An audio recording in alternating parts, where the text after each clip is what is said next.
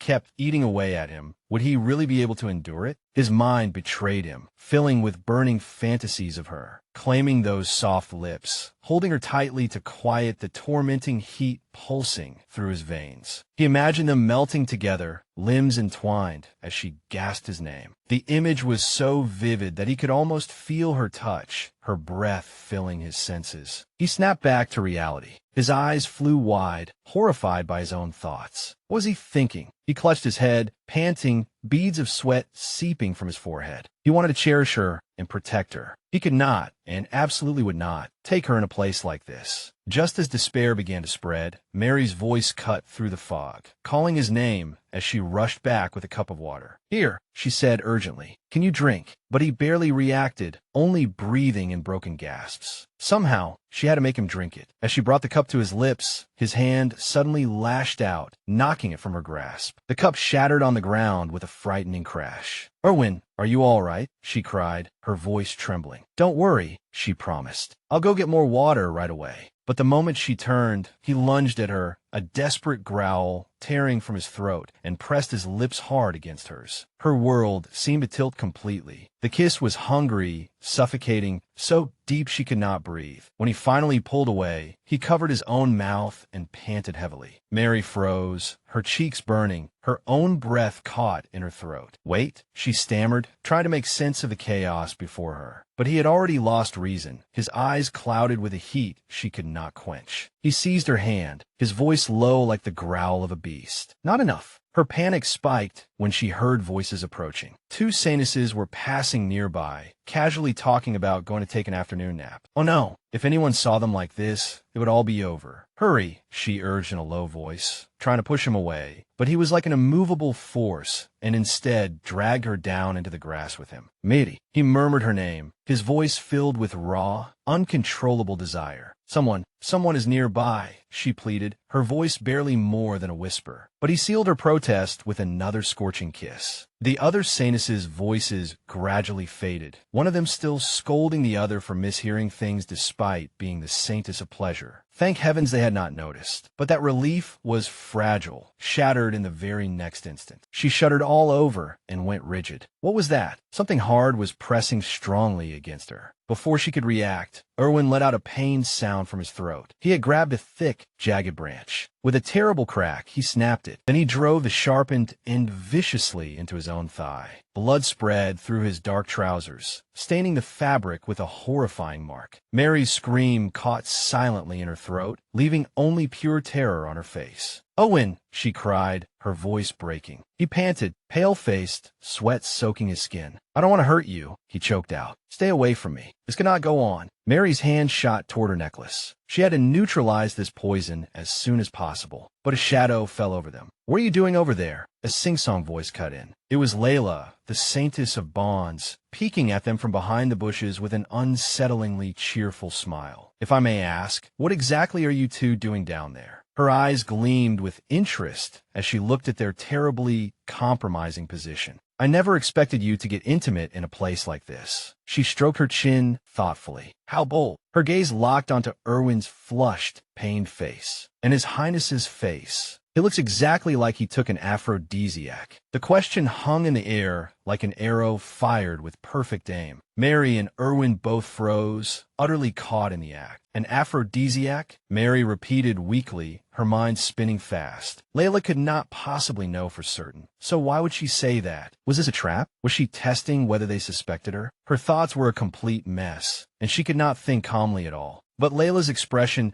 suddenly changed into pure, undisguised ecstasy. She rummaged through her bag, pulled out a notebook, and declared that this was simply perfect. She leaned in with the focus of a mad scientist and began pelting them with questions. Was there a difference between arousal toward a specific target and arousal toward anyone at all? Your Highness, could you endure pain? What did the peak of sexual arousal feel like? Mary and Erwin could only stare at her blankly, utterly stunned by the woman's astonishing shamelessness. Layla's gaze then fell on Erwin's injured leg. As she touched the fabric above the wound, golden light radiated from her hand. A flash of realization crossed her face. Was this aphrodisiac the one taken from my bag? She asked, her eyes sharp. Mary's heart skipped a beat. This was it. Before she could panic, Erwin smoothly cut in and explained that liquid had been leaking near her bag and that he had merely wiped it up. Layla's face instantly turned bright red, as if she might explode from embarrassment. No way. I'm sorry, she wailed, covering her face. That was an aphrodisiac still in development. The truth left the two of them speechless. Why on earth was she developing something as insane as an aphrodisiac? To combat her country's declining birth rate, of course. Blinking, she explained that love and bonds were very similar, and she wanted to create something that could deepen bonds. Mary was still utterly shocked. This was too bold, too absurd. But Layla was determined. She believed in confronting problems head-on, unlike certain people who relied on cursed objects. As a saintess of bonds, she would solve everything herself. Mary had to admit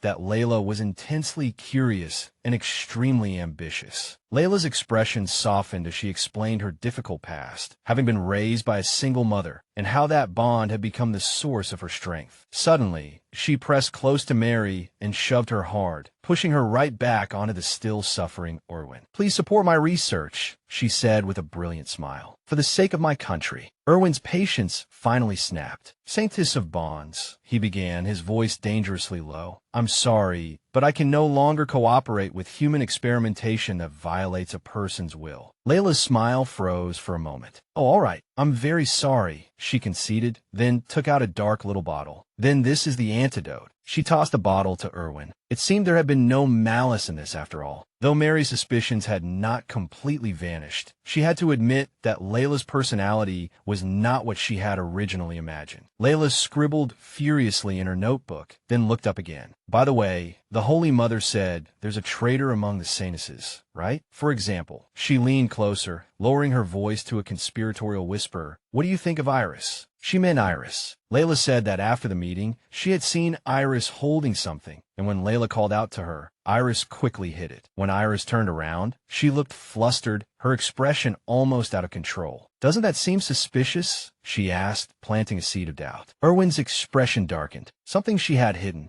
A chilling image flashed through his mind. Iris with a wicked smile on her lips, holding an ominous necklace decorated with black roses. Could it be? The air was so tense it felt as though it could be cut with a knife. Erwin gazed heavily at Meridiana, his mind working rapidly as he considered what secret she was hiding. What truth was she concealing? But he did not press her. Instead, he lowered his voice and asked about tomorrow's Saintess gathering. Meridiana's heart pounded in her chest, and she barely managed to answer yes. She confirmed the date, but her thoughts had already drifted to another Saintess. Iris, the cunning and ever-suspicious Saintess of Laughter, whose clever smile always seemed to hide some darkness. Meridiana's resolve hardened like steel. Her next target had been decided. The next day, she would investigate Iris. Her plan had already begun. She invited Iris and Cest to a luxurious hot spring facility under the pretext of spending a relaxing day together. When Meridiana explained with a welcoming smile that she had reserved the entire place, Cest was so surprised her jaw nearly dropped. But Iris was as indifferent as ever and was already preparing to leave. She said coldly that the Saintess of Pleasure was not here, so she was leaving. Cest lunged forward, shouting for her to wait, but Iris was unmoved. She pushed up her glasses and declared in an icy tone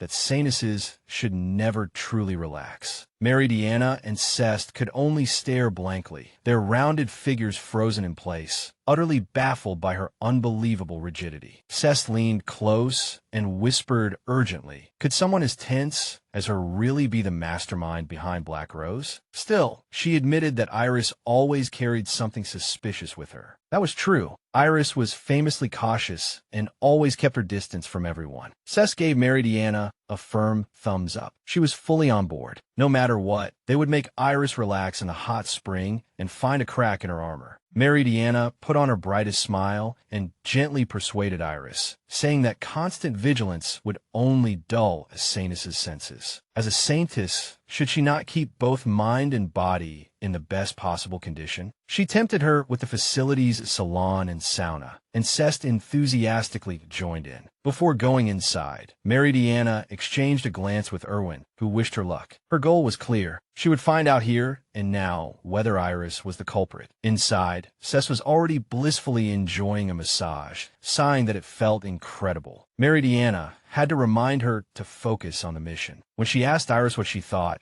the bookworm merely sat there and answered that it felt nice, but refused a massage because she did not like being touched by strangers. This woman's defenses were like a fortress. They tried tempting her with the sauna and natural stone baths next, but Iris rejected every suggestion. At last, Meridiana mentioned that there were all kinds of hot springs here, and for the first time, something like interest crossed Iris's face as a bead of sweat rolled down her temple. She gently snapped her book shut and reluctantly admitted that perhaps she could join them. The three of them changed into hot spring attire and headed toward the open-air bath. The air was thick with steam, and the scenery was stunning, like a paradise made of rocks and water. But the moment they stepped into the humid air, Iris's glasses fogged over completely. Unable to see the path, she stumbled. She admitted that everything in front of her was blurry, and Cest, ever the chivalrous friend, extended a hand to her with a charming smile. Iris took her hand, a faint blush appearing on her cheeks. Meridiana seized the opportunity and said with an innocent smile that she could take Iris's glasses to the changing room for her. This was it. While Cest distracted her, she could finally uncover the secret Iris had been guarding so carefully. With guilt and determination mingling in her heart, she searched Iris's locker, her heart pounding wildly. She hated herself for going this far, but she had to know the truth. Her hand slipped into the pocket of Iris's clothes, and suddenly her fingertips touched something small and hard. A terrible chill ran up her spine. She took out a smooth, white, egg-shaped stone, and it rolled into her palm. What on earth was this? Then she felt it, an evil, suffocating aura, the very same dark energy she had sensed from Black Rose items. Her eyes widened in pure fear. Suddenly, a massive boom tore through the air, followed by a burst of crazed laughter. Meridiana nearly jumped out her skin. What was that sound? The source of the chaos soon appeared. Cess charged out through a newly smashed hole in the wall, dragging a terrified Iris with her, and they had clearly come from the men's bath. What on earth had happened? Iris explained in a panic that Cest had grown impatient waiting and tried to persuade her to drink some alcohol she had secretly brought in. Then Cest had suddenly burst into laughter, wondered what was on the other side of the wall, and punched straight through it. All the color drained from Meridiana's face. She simply could not believe Cest had gotten drunk at a time like this. She apologized to the disheveled Iris, explaining her friend's drunken antics, then quickly added that they had reserved the entire place, so there should not be any men here. But they had to find Cest before she caused even more damage. They decided to split up to cover more ground. Meridiana tightened her grip on the cursed stone in her hand. Her suspicions about Iris had nearly been confirmed, but for now she had to pretend nothing was wrong. Just wait. She searched near a secluded waterfall bath, hoping Cest had not fallen in, when the corner of her eye caught movement in the water. A strong hand gripped the stone edge, and then a familiar head of black hair emerged from the steam. Her breath caught when she saw Erwin relaxing in the hot spring, his well-built upper body bare, his red eyes widening in surprise. "Mira," he murmured. A wave of heat swept through her, and it had nothing to do with the steam. "Why are you here?" she whispered in a panic, covering her mouth with both hands. He explained that his attendants had insisted he enjoy himself while the men's bath was empty, then added with a grimace that Cest had forced her way in. Meridiana was so ashamed she wanted to disappear, but before she could apologize, Iris's voice called her name. Panic seized her. A man witnessing a saintess bathing was a scandal large enough to shake an entire nation. In some countries, it could even be a capital crime and might even spark a war. In desperation, Meridiana splashed into the water beside him and pressed a finger to his lips, telling him to be quiet. She whispered that Iris had very poor eyesight, so he only needed to stay silent. As Iris approached, Meridiana felt the solid chest behind her and his arms trapping her in place, and her thoughts immediately scattered. She tried to act natural and said her body felt a little cold. Erwin chose precisely that moment to pull her even closer, his voice low in her ear like a growl. He told her to get out. Just then, Iris stopped and asked whether someone was sitting behind her. Meridiana's mind raced. Someone? No, that was just a large rock. A shadow passed over Iris's face. A rock, she asked, lowering her voice to a conspiratorial whisper. Iris, can you see it? Meridiana was utterly confused. Iris leaned closer and explained that she had heard rumors that things appeared at this facility. Ghosts. Those two words alone were enough. Iris screamed in terror, scrambling out of the water as she fled, shouting that she had been brought to a haunted bathhouse. After Iris ran off, Meridiana let out a long sigh of relief. She knew this friend hated scary stories more than anything. Later, Iris seemed to calm down, lamenting that the overall quality of saintesses was declining and praising Jamie, the saintess of pleasure, as the only normal one. Meridiana asked whether the two of them were close. Iris admitted that they did not interact much, but she deeply admired Jamie's ability to heal others. She explained from the heart the immense, silent pressure saintesses endured, and how that pressure often led them to disappear. Yet Jamie had held her position for 10 whole years, never once losing her composure. A rare, burning reverence shone in Iris's eyes. She was someone truly destined for that role. Meridiana looked at her in surprise at this burst of passion. I want to become someone like her too, Iris suddenly declared with cheerful energy, and then a string of bubbles rose around her. Look, bubbles, she cried excitedly. A large mass of foam slapped right onto Iris's face. Seth surfaced from under the water, covered head to toe in foam and laughing hysterically, while Eliana scolded her from the side. Meridiana let out a soft breath. Iris had not noticed Erwin at all. She whispered to him that, with Iris's eyesight, he probably would not have been seen anyway. Her neck gradually flushed deep red, and she apologized for panicking just now. Suddenly, Erwin's hand caught her shoulder and pulled her wholly into his arms, pressed tight against his chest. He bent down, his lips brushing her hair as he placed a gentle kiss there. You don't need to apologize, he said quietly, his voice sending a shiver down her spine. But you should be grateful I can still keep my reason. Her heart nearly leaped out of her chest. In her panic,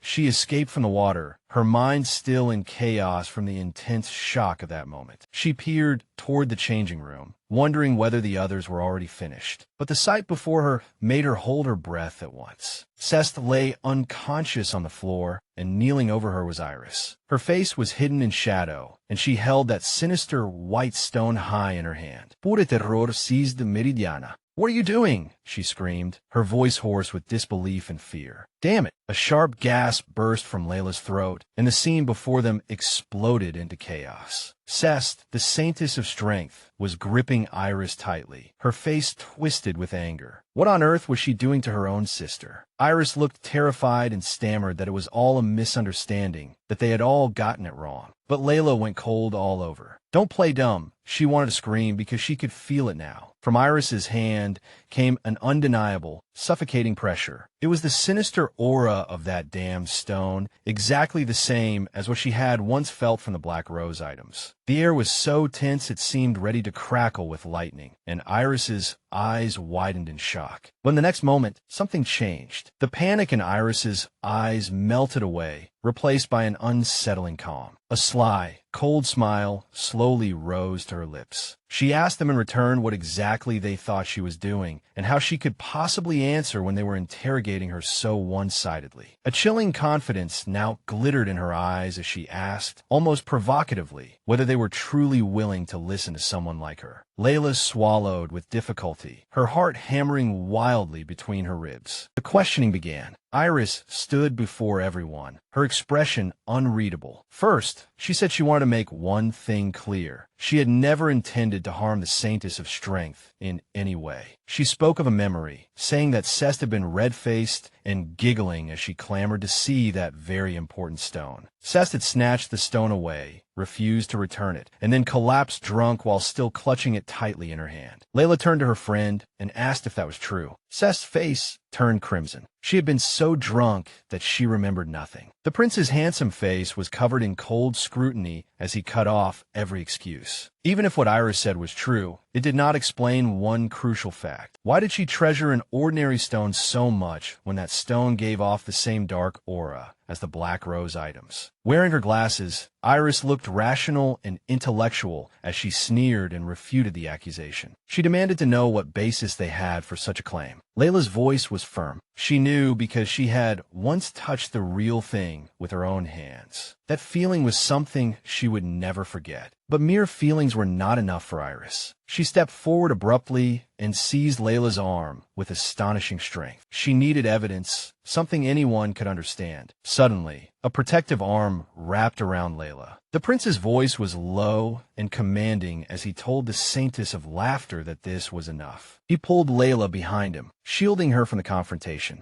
Layla's shoulders slumped as though in defeat. It was true. Her feelings alone were not enough to convince anyone. Iris narrowed her eyes in anger and accused Layla of spouting nonsense just to make everyone else look suspicious. The prince's gaze sharpened as fragmented clues pieced themselves together in his mind. Was this her method? Pushing the blame onto the other candidates, and perhaps even onto the archbishop and himself? Cest had heard enough. She told Iris to wake up from her delusions, then snatched the stone from her hand. "Who's the one throwing mud everywhere now?" she roared, swinging her arm back and hurling the stone at the marble floor with all her strength. When the stone struck the ground, it made an unpleasant cracking sound and shattered into more than a dozen pieces. But as the white outer shell peeled away, something pitch black and glimmering was revealed at its core. A wave of gasps filled the room. It was a Black Rose item. Cest lifted a hand and brushed back her hair, a victorious sneer on her face. Well, isn't this a surprise? How is Iris going to explain this? Iris stared at the fragments, her face filled with pure disbelief. Impossible. This could not be happening. Cest sneered, her expression mingling pity and disgust. She had never expected that Iris, despite having so much potential, would sink so low as to cheat simply because she had gone too long without seeing results. That was the final straw that broke her. "Don't treat me like an idiot," Iris screamed, her voice cracking with despair. Yes, her mother and grandmother had both been saintesses, while she had always been seen as a failure and mocked for inheriting her father's serious personality. But she had never given up. She had worked tirelessly, using reason to search for ways to make people smile, until she had finally earned the title of Saintess. Had she ever cheated with something like that? Her voice rose into a roar as she told them not to trample on all the effort she had made until now. The prince stood beside the shattered remains, crushing a piece of the white shell beneath his foot, his expression unreadable. Was this all an act? A performance meant to deceive them? But when the stone had broken, Iris's shock had seemed so real. Even a trace of doubt arose in Layla's heart. Something still felt wrong. Iris clutched her chest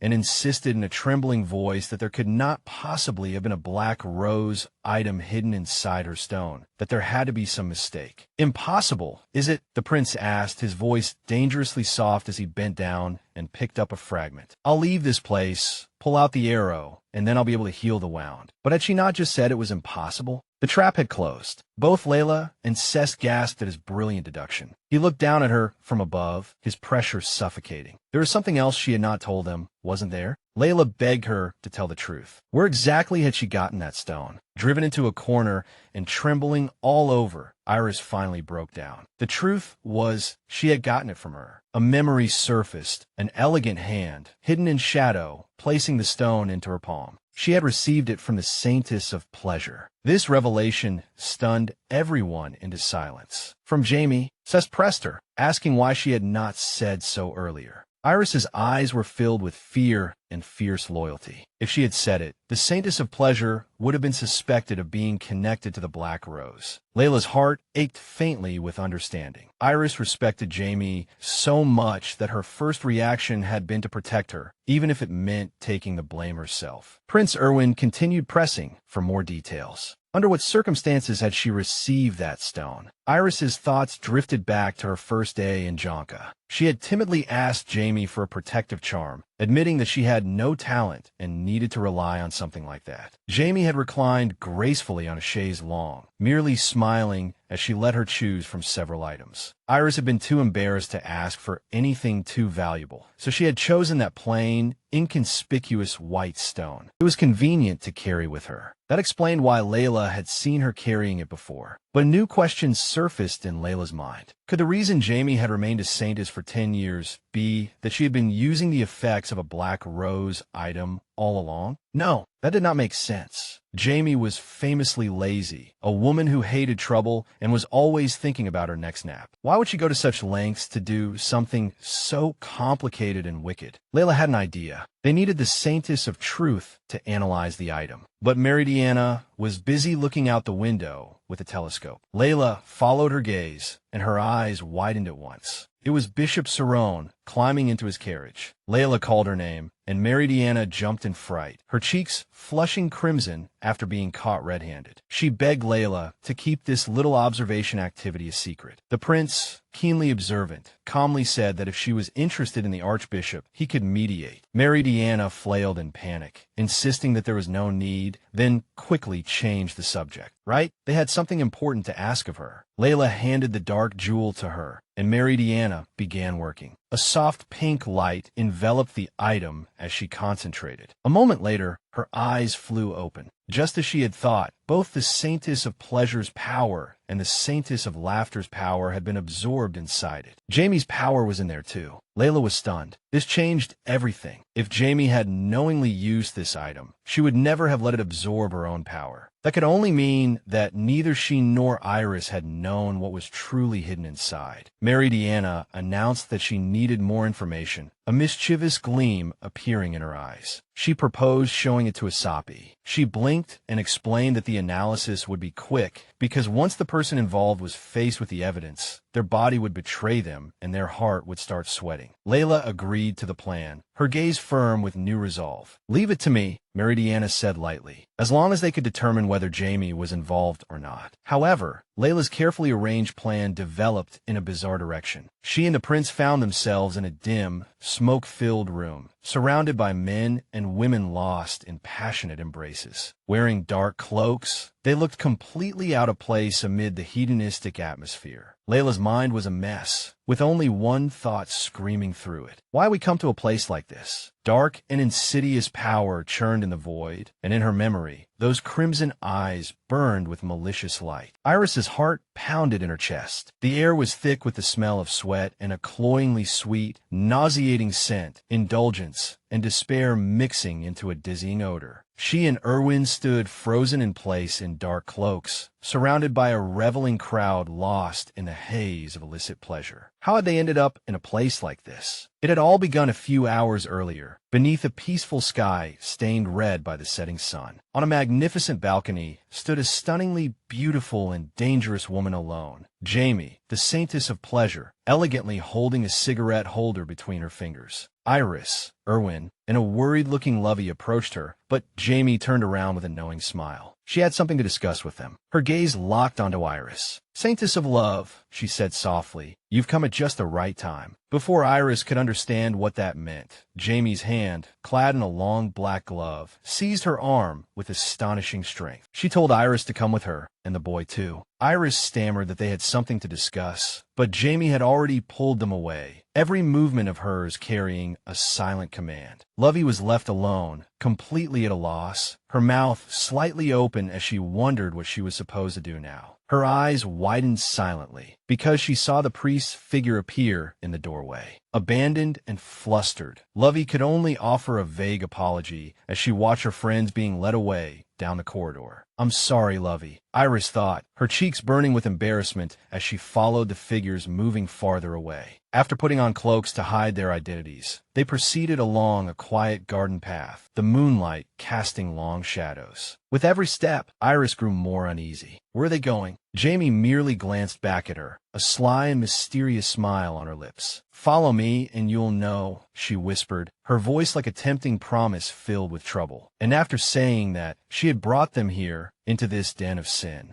A strange, shimmering purple mist filled the room. It seemed to be some kind of magical smoke that lowered everyone's restraint to almost nothing. Men and women embraced passionately in every corner, their movements languid and utterly unguarded. Some raised large cups and gulped down ale, while others indulged in deep, hungry kisses, their bodies pressed tightly together. Erwin leaned closer, his warm breath brushing Iris's ear as he voiced his grim suspicion in a low tone. Was it possible these people were using illegal drugs? His voice was deep and serious, and then he turned to Jamie, questioning how she had discovered such a filthy place. Jamie's explanation was unsettlingly casual. She said that while taking a walk through the city the previous night, she had encountered a young woman who looked very unwell. While treating her, the woman had confessed all the pleasures of this place. A knowing smile rose to Jamie's lips as she said she felt she absolutely had to tell the two of them this little secret. Erwin frowned. If she intended to shut this place down, she should have brought more people. Iris silently agreed, though she also knew that moving with a large group was always troublesome. Jamie merely gave a lazy shrug, smoke curling into the air from her cigarette holder. She claimed that she did not like meddling, but as the saintess of pleasure, she could not ignore something so harmful to health. Iris's gaze swept over the room again, and her stomach tightened with fear. This was absolutely not a place where a prince and two saintesses should be. A cold suspicion began creeping into her heart. Was Jamie trying to lure them into a trap? Was this some carefully designed conspiracy? Her thoughts were interrupted when a woman with glazed eyes noticed her looking. "What are you looking at?" she slurred, her words swallowed by a large mouthful of alcohol. Iris immediately looked away and apologized quietly, but was already too late. The man beside the woman turned his head, his gaze roving like a predator over Iris's cloaked figure as he revealed a lewd smile. "Looks like this is your first time here," he drawled, his eyes lingering. "Nice body." He began reaching toward her, his intent sickeningly clear. "Why don't you enjoy yourself with me tonight?" Before his fingers could touch her cloak, Iris abruptly stepped back and coldly refused him. Suddenly, a strong arm wrapped around her waist and pulled her wholly against a firm body. It was Erwin. "Sorry," he said, his voice dangerously low. "She's taken." The other woman merely shrugged, pulled the man back to her side, and offered herself up instead. Iris looked at them, her mind racing. How could a place like this exist so close to the royal palace without anyone discovering it? Righteous fury ignited in her chest. "Erwin," she whispered, a new steel-like resolve in her voice. "We have to deal with this place." "I agree," he answered without hesitation. She blinked, surprised by how quickly he agreed, before a new worry arose. Speaking of which, where did Jamie go? Her gaze searched around the room, and then she gasped. There, Jamie was quietly slipping into a back room. The two exchanged a look, worry appearing in both their eyes. What could she possibly be planning to do back there alone? "So when I am most, I cannot put you at ease." A sharp tearing sound rang out, followed by another voice saying, "Don't sell it too cheaply." A wisp of dust glittering with purple specks drifted through the air. They peered around the corner and saw a blond man with cold, cruel eyes, a cigar held between his fingers. He was clearly the boss. "Squeeze as much money as you can out of those who can pay," he ordered. Iris's heart pounded in her chest. Was it him, the mastermind behind this filthy banquet? The boss lowered his voice, menace threading through it. "Be careful," he warned. "Someone might come to investigate us." Killing intent flashed in his eyes. "Kill anyone who looks suspicious." A clear, tangible, suffocating pressure filled the air, and Iris could not help shuddering. Just then, a basket on a high shelf swayed, then fell heavily to the ground with a crash. They had been exposed. The blond man whipped around, his eyes narrowing. "Who's there?" he roared.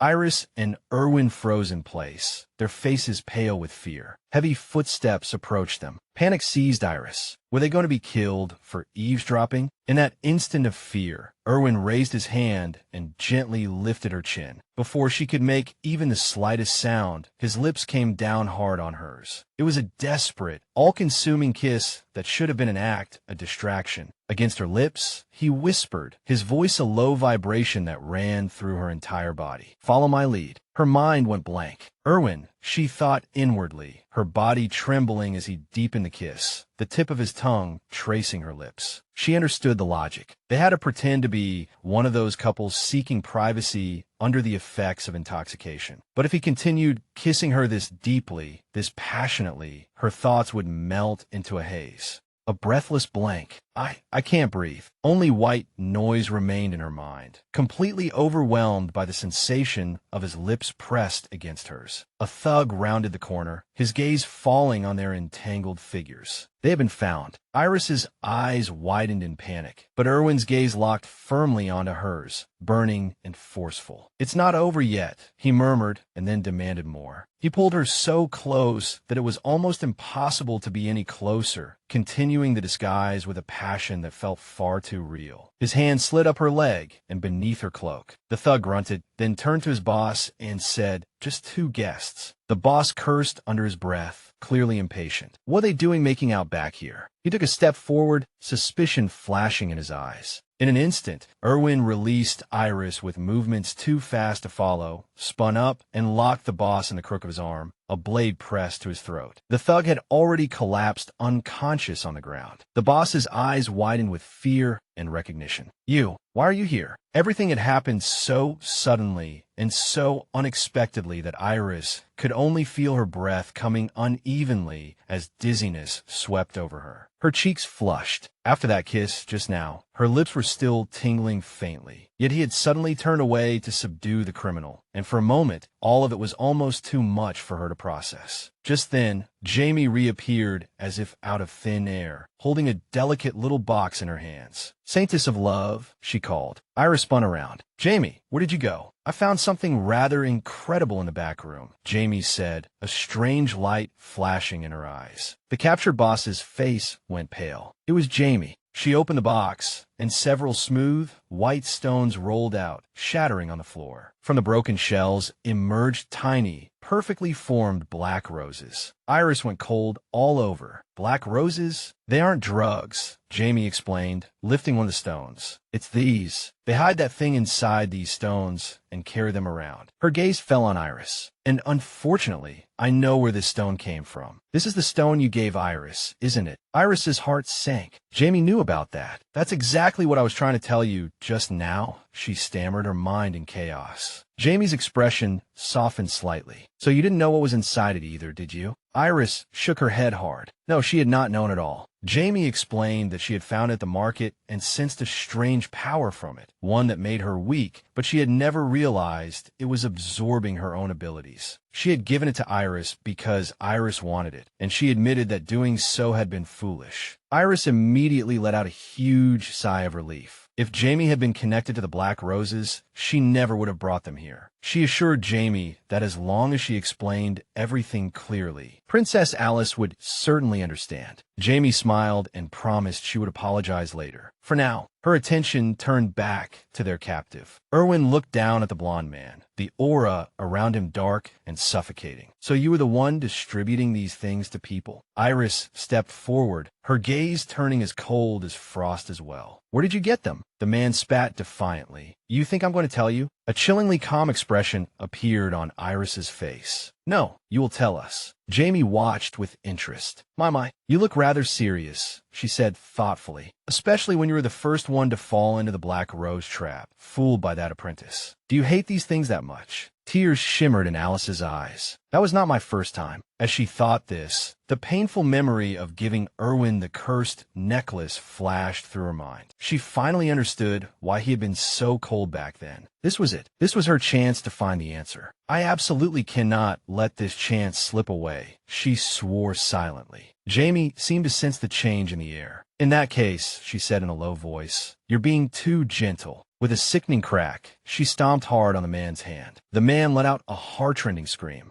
Jamie ground her heel and even deeper, a terrifyingly sweet smile on her face. "If you still value these precious things of yours, then explain everything to us. Understand, boy?" He screamed, tears streaming down his cheeks, completely breaking.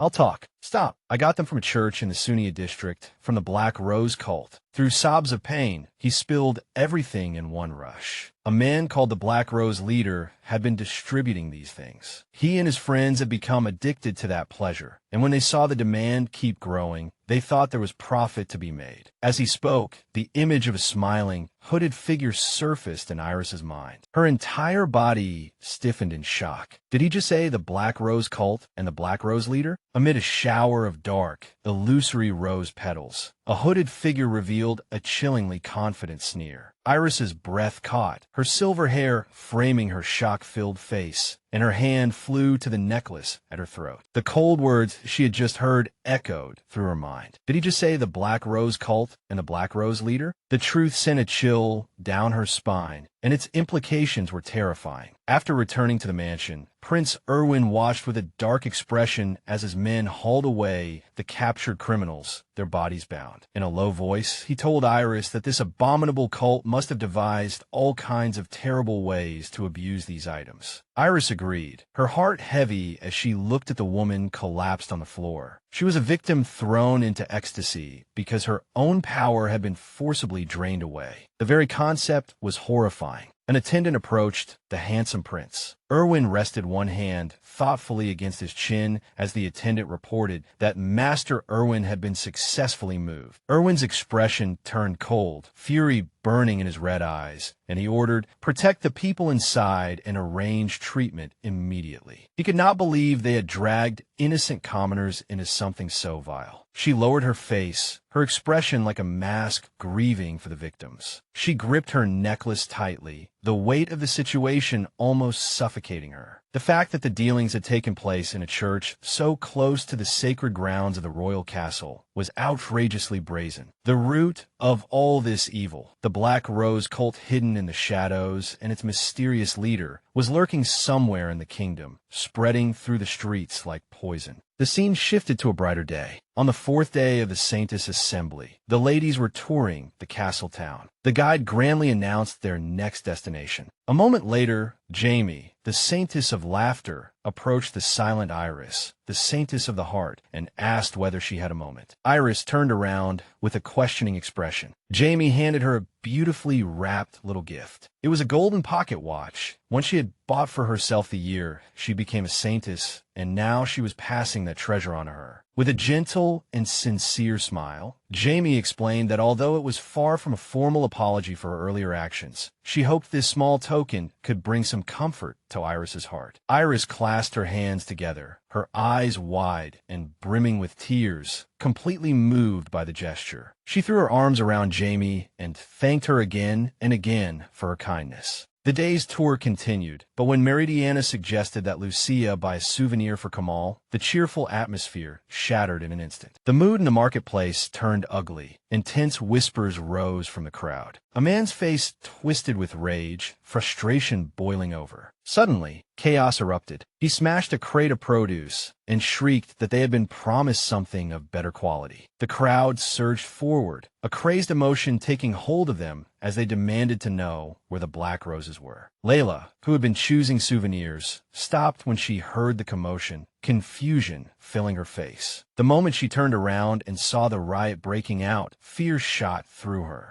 A man with dark, empty eyes, clearly under the influence of something sinister, slowly turned his head. His gaze locked onto her, his eyes sweeping over her blonde hair and striking earrings. He raised a trembling finger and shouted in a mad voice, "It's the Black Rose leader!" The mob's attention instantly turned to her. They cried out desperately, demanding that she hand over the black roses. Layla clutched her bag tightly, frightened and confused. A woman lunged forward, grabbed her shopping bag, and demanded that she hand those things over. The bag was torn open, and its contents spilled across the cobblestones. Layla cried that they had the wrong person. Unable to stand by and watch, Meridiana rushed into the crowd and shouted for them to stop. She shielded the trembling Layla, her voice filled with authority. "She is the Saintess of Bonds, not the Black Rose leader." Layla hurriedly insisted that she had no black roses and raised both hands to prove her innocence. But the mob had already lost its reason. A man pointed at her and said with absolute certainty, "Blonde hair, teardrop earrings. It's you." Another man raised a strange device, projecting a glowing holographic image of a cloaked figure with the same blonde hair and earrings, the face hidden in shadow. "The Black Rose leader," he shouted, his voice echoing the crowd's delusion. Meridiana's eyes widened in disbelief. A recording began to play, and a voice extremely similar to Layla's spoke of bringing salvation through the bonds of the Black Rose, accompanied in the image by an eerie smile.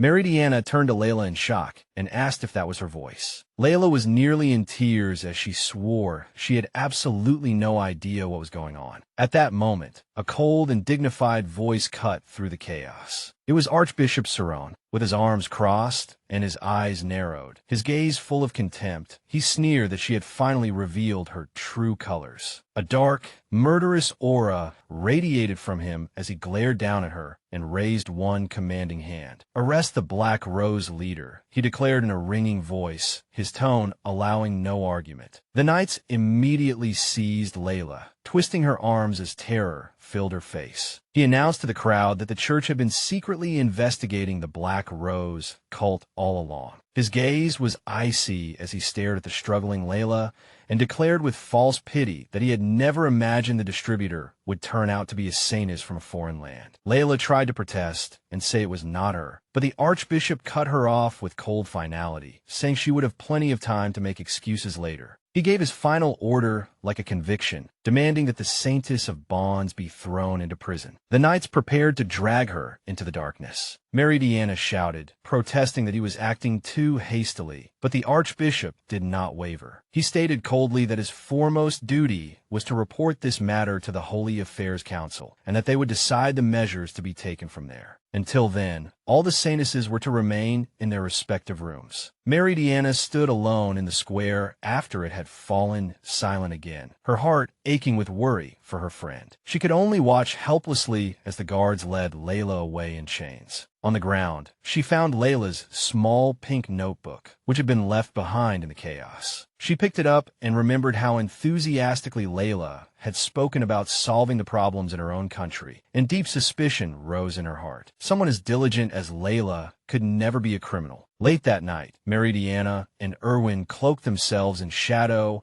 and quietly slipped into the deserted church in the Sunia district. The archbishop had ordered them to stay in their rooms, but with her friend in danger, Meridiana could not sit still. They had to catch the real Black Rose cult and prove Layla's innocence, no matter the cost. She knew the culprit was unlikely to have left any clues behind, but she had to try. She took out Layla's notebook, wondering who would go to such lengths to frame her. Perhaps the answer lay within the notebook itself. As she turned the pages, her gaze fell on a photograph of a handsome young man tucked between the sheets of paper. Before she could wonder who he was, the church door creaked open and Erwin walked in, announcing that he had a witness report. They had met an old woman who claimed that late the previous night, she had seen people moving boxes out of the church. They had fled right as the guards arrived at the mansion. Erwin, Meridiana, and their attendants all listened intently to her account. Meridiana asked if she knew where those people had gone. The old woman explained that they had escaped by carriage, but that was all she knew. Then her gaze fell on the open notebook in Meridiana's hands, and surprise immediately appeared on her face. "Oh my," she exclaimed, "you have quite a rare photograph there. That is Lord Cerrone when he was young." Meridiana and Erwin exchanged a shocked look. The archbishop? The old woman chattered on about how popular he had been back then, while Erwin whispered to Meridiana that Layla claimed to be an admirer, yet for some reason had not even known the archbishop's name. Erwin's expression was extremely serious. It made no sense. Meridiana's thoughts raced. Layla's attention on him had to have some other reason. A chilling possibility gradually surfaced. Perhaps there was some dark connection between them. Erwin immediately formed a plan. He would ask his father for more. Information about the Archbishop. Meridiana nodded, determination filling her eyes, while she would ask the other Saintesses about Layla. She hurried down the long corridor, ready to uncover the truth. She ran into Jamie, who called out to her and said she had come at just the right time. Meridiana asked if something had happened. Jamie took out the small, glowing device from the riot, and Meridiana asked where she had gotten it. Jamie explained that she had obtained it while asking about Bella's punishment. Then she dropped a shocking piece of news. The person in the recording was not the Saintess of Bonds. As the Saintess of Laughter, she could sense the energy in a person's smile, and this smile was completely different. Although the appearance and voice were similar, she was absolutely certain it was an imposter. Meridiana looked at her with newfound respect, a trusting smile appearing on her face. She fully believed Jamie's intuition. But that left one urgent question. Who will want to frame Layla? The Archbishop's face, twisted with anger, flashed through her mind. Could it really be him? The scene turned dark and ominous. Meanwhile, Prince Erwin pushed open the heavy doors to his father's study and announced that he had come to discuss the Saintess Assembly. But the sight before him chilled him to the bone. "Father! Mother!" he cried out, his voice trembling with panic. He rushed toward them, his face filled with pure fear. The king and queen were slumped in their chairs, their eyes empty, giving off a familiar and sinister feeling. His father's hand reached weakly toward him, and Erwin immediately recognized that suffocating aura. It was the same dark energy as the Black Rose items. No, the terrible realization rose in his heart, and he spun around. The culprit was already inside the castle. Before he could even draw his sword, a vicious blow struck him from behind. The world dissolved into darkness, and he collapsed to the floor. A terrible chill swept through Prince Erwin, the realization striking him like something solid. Things were bad, disastrously bad. The culprit was already inside the castle. A suffocating pulse of dark energy throbbed through the room, crashing over him like a raging torrent. His handsome face, usually like a calm and dignified mask, was now twisted with shock and pain as the corrupting force overwhelmed his senses. He fell onto the bed, sharp spasms bringing waves of pain, and after one final glimpse of the ceiling, the world gradually turned pitch black. Darkness swallowed him completely. In the cathedral, the air was thick with tension. The saintesses and nobles had gathered there for a sudden, temporary event, and whispers filled the sacred space. Lovey stood beside the Archbishop, her silver hair woven like moonlight, her heart heavy with unease. This was all too sudden. The Archbishop sighed impatiently, his blonde hair gleaming under the light. How many times did he have to tell her? Public unrest caused by yesterday's riot had reached its peak, and now was the best time to display the Saintess's power and reassure them. He spoke with such certainty, but Lovey's instinct screamed that something was wrong. "It is time," he announced, then turned around. "Let us go." Lovey followed him, her thoughts racing. She had not been informed of this emergency assembly until late last night. The Holy Affairs Council seemed to have decided that the 4 remaining Saintesses, excluding the imprisoned Layla, would hold a joint prayer meeting. But they had obtained earth-shattering new information. The Black Rose leader was a man, not Layla. The person in the holographic image was a complete stranger. They had insisted that Layla was innocent, but the Archbishop had been like a stone wall. He had ruled coldly that the Saintess of Bonds would be judged after the assembly. The progress of the prayer meeting was the top priority. He would not listen to a single word.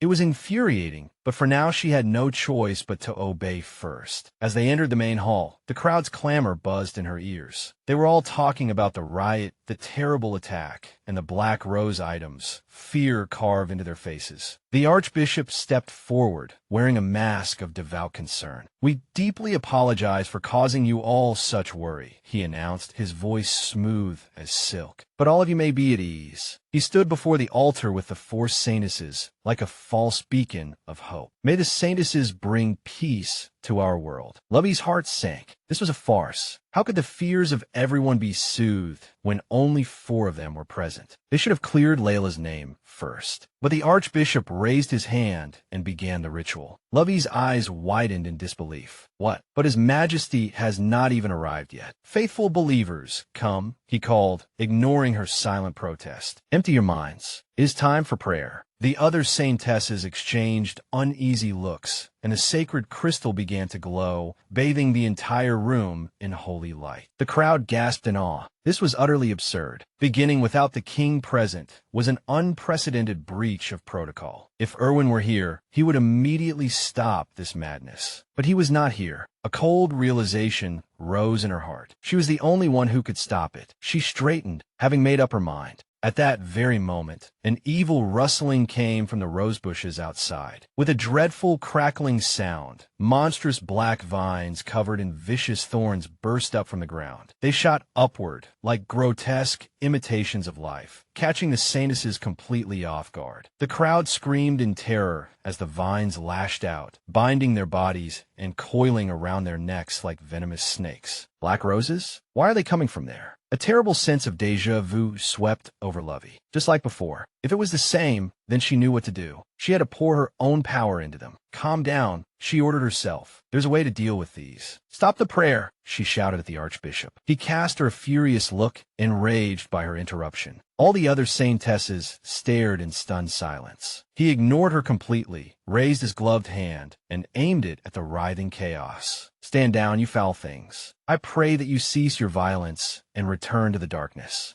In an instant, the frenzied vines froze in place. Lovey's mouth fell open in shock. The black roses began to wither, crumbling into dust. The crowd watched in disbelief. Was this Archbishop Sarone's power? But since when had he possessed such power? The archbishop clutched his head and lamented, putting on an exhausted act. Oh, heavens! As he spoke, he laid the blame on the saintesses. His voice suddenly turned as sharp as steel. He spun around, pointed at them, and accused them harshly. You dragged the citizens into this in an attempt to seize power. Lovey was speechless, and the whole world seemed to tilt. Archbishop, what are you saying? He then launched into a vicious, lengthy denunciation, blaming the Black Rose crisis on the exiled Saintess of Dreams and Saintess of Bonds, every word steeped in poison. The so-called purity of Saintesses' hearts is nothing but superstition. They have all been consumed by selfish desire and think only of themselves. The crowd's eyes grew hollow and gloomy, and they began murmuring in agreement. So the riot was the Saintesses' conspiracy? I can't believe it. I'll never trust them again. The other Saintesses watched all of this in terror.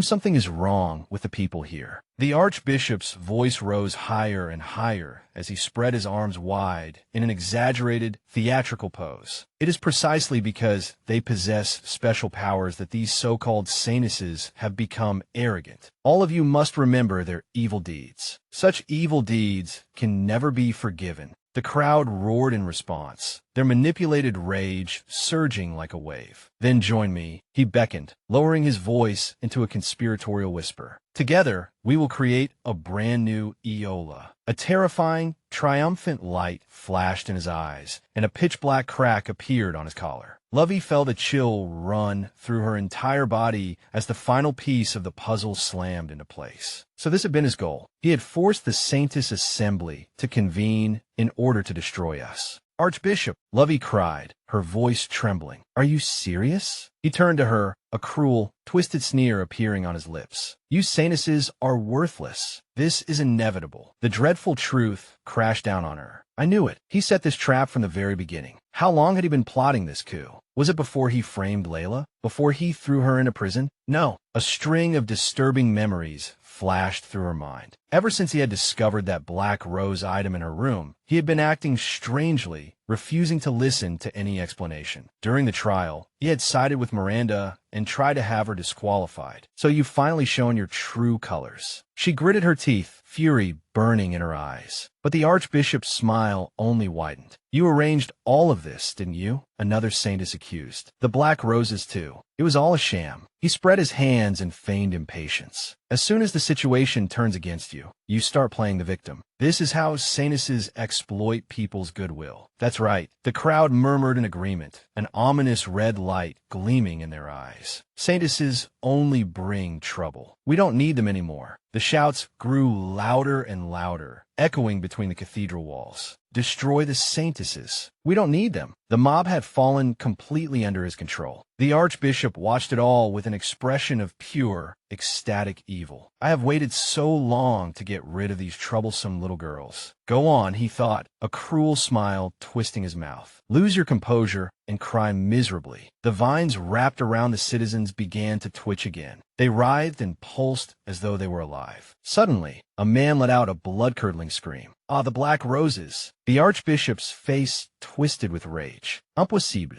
I activated the control device. Why are they running wild? Archbishop, save me, a man cried. Please use your power like you did just now. Lovey's eyes widened. He had never intended to stop them. Everyone, let us destroy them with the power of prayer. The archbishop saw his chance. Though this was unexpected, it was a good opportunity. The Saintesses caused all of this themselves, he roared. The only way to stop the black roses is to kill the Saintesses. The crowd wavered, but his next words were cut off by a new, powerful voice. Do not believe a single word this man says. A figure of pink and gold swept down from above, landing with practiced elegance. The archbishop gaped. You.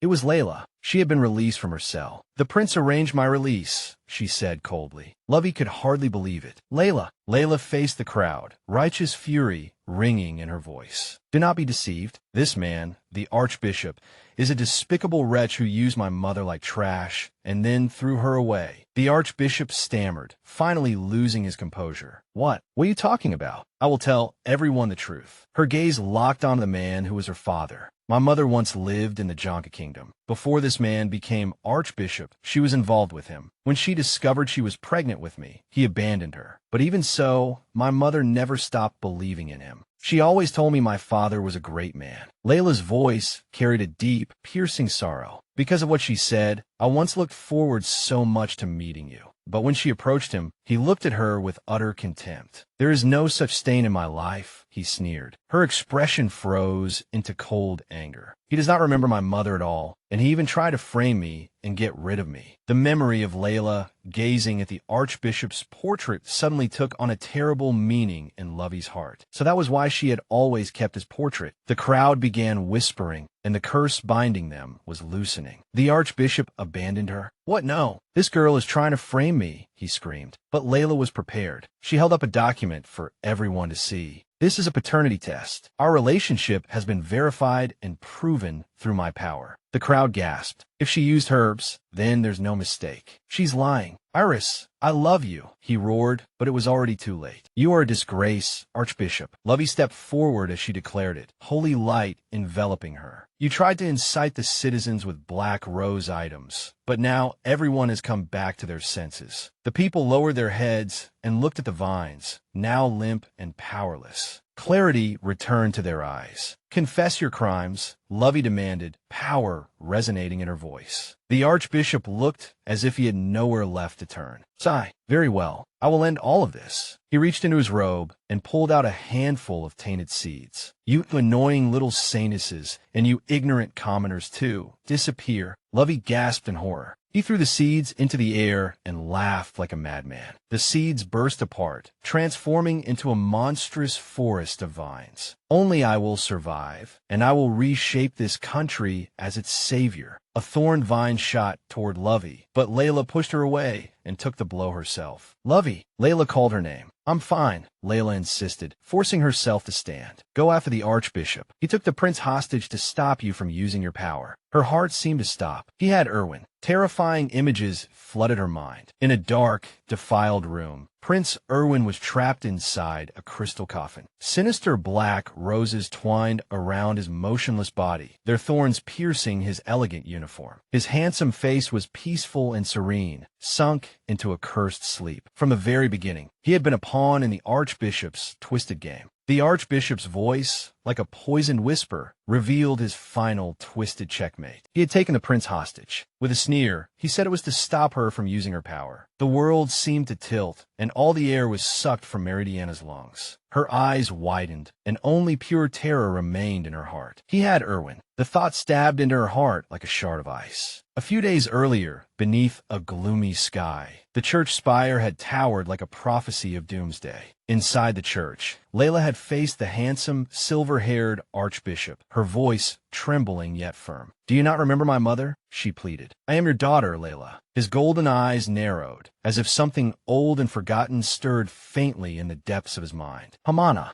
Damn it, he cannot be expected to remember every little thing from so long ago. With an expression of utter disgust, he denied the claim completely. He coldly declared that there was no such stain in his life. He did not care whose daughter she was. He only needed to get rid of her as quickly as possible. As he strode away, his footsteps echoing ominously, his mind raced with frustration. Had locking Meridiana up and framing her as the Black Rose leader been a mistake? He had been driven by panic, desperate to get rid of her. But these damned saintesses were always standing in his way. He clenched his fist, and in his gloved hand, a small, exquisite item gleamed. Damn it, damn them all. He shoved open the grand doors, a new and far more sinister plan taking shape in his mind. However, if he could erase her love for the prince and strip Meridiana of her power completely, the kingdom would finally be his to manipulate as he pleased. And there, inside a horrifying glass coffin, wrapped in eerie thorn vines, was Prince Erwin. Hatred burned in the prince's eyes, and his voice was taut as he demanded to know whether Sarone intended to kill him. Sarone merely chuckled, the sound without the slightest warmth. Oh no, I would not go so far as to take his life. After all, he is still useful. Now, in the present, Sarone stood before them like the victorious god of his own twisted narrative. He sneered at Meridiana, saying she could not escape this calamity. She had actually chosen the man she loved over her friends and the citizens. How predictable for the saintess of love. But Meridiana's gaze was hard as steel. No, she corrected him, her voice unwavering. Everyone sent me to chase after you. Their figures appeared in her mind. Layla, her friends, everyone fighting the encroaching darkness with fierce resolve. I believe in their power, she declared. Sarone's sneer widened into a cruel smile. Meaningless, he said softly. You are already too late. He pointed dramatically at the coffin. This device absorbs the power of love. Once the royal flower here withers, the prince will forget every feeling he ever had for you. Fear swept over Meridiana and Erwin like a wave as they looked at each other. The petals of that dark rose had already begun to fall. Sarone threw back his head and laughed, the sound echoing with madness. Without a source of love, you will be utterly powerless. Meridiana's mind was in chaos. A device that absorbed love? How could such a thing exist? Inside the glass prison, Erwin clenched his teeth, his determination growing even stronger. He could not lose his love for Meridiana. He would never let that happen. Owen, she cried, rushing forward and pressing both hands against the cold glass. Hold on a little longer. I will save you. He met her desperate gaze and nodded weakly but firmly. She anxiously looked around, her heart pounding madly against her ribs. The light within the royal flower was already weakening, gradually fading away. There had to be a way out of the situation, but it was no use. Malice flashed in Sarone's eyes, and he snapped his fingers. A horrifying red magic circle erupted on the floor, bathing the entire room in blood-colored light. Energy crackled violently and surged toward Meridiana. It was a trap. Red lightning coiled around her like illusory snakes, lifting her into the air. She screamed in agony. Meridiana,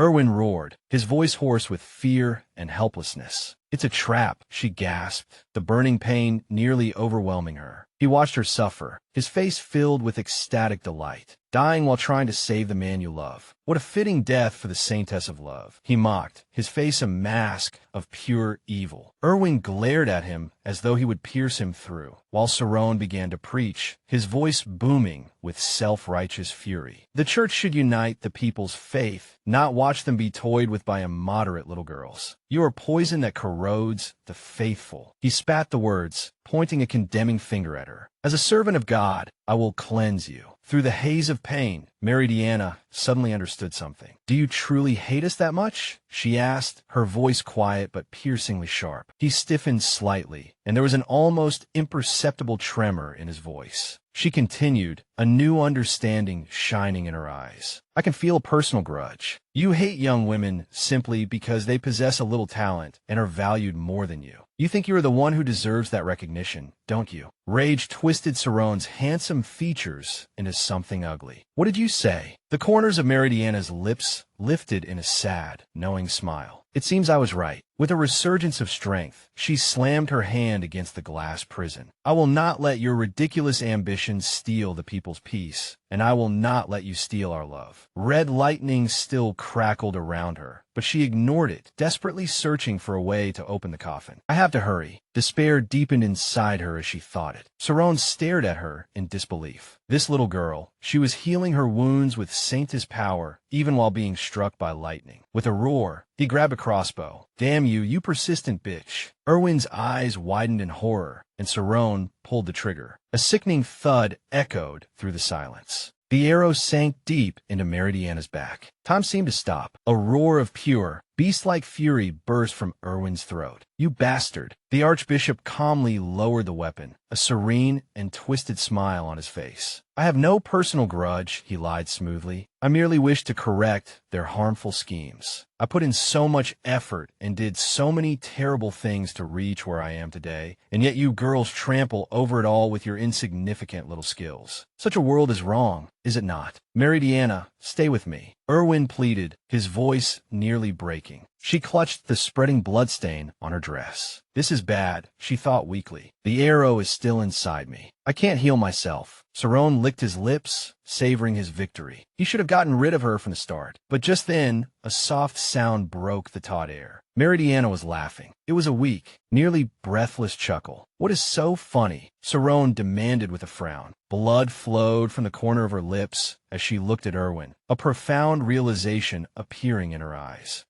So that's how it was. Erwin, even in my previous life, you never betrayed me. Previous life? Erwin murmured in confusion. You asked me before what I was afraid of, didn't you? Let me tell you now. With a heartbreakingly beautiful smile, she confessed an impossible truth. I died once before. You asked me what I was truly afraid of, remember? Let me say it now. I have already died once. The Archbishop's scheme succeeded. Your love for me disappeared, and we were exiled. I met a tragic end, and then I came back. Memories of the happiness they had once shared flashed before her eyes. On the day of the flower festival, Erwin stared at her in utter shock. Saron scoffed. Have you gone mad? No, Erwin said quietly, all the pieces fitting together in his mind. You did suddenly start acting strangely from the flower festival onward, without any warning. You abruptly broke off our engagement and pushed me away like that. That had never happened before. A mad understanding lit Saron's eyes. So, Meridiana was broken long ago, unable to distinguish dreams from reality, and even betrayed the person she was supposed to love. How fatal for the Saintess of love. He burst into wild laughter, certain that victory was in his grasp. Meridiana slumped, her strength finally exhausted. She was certain now.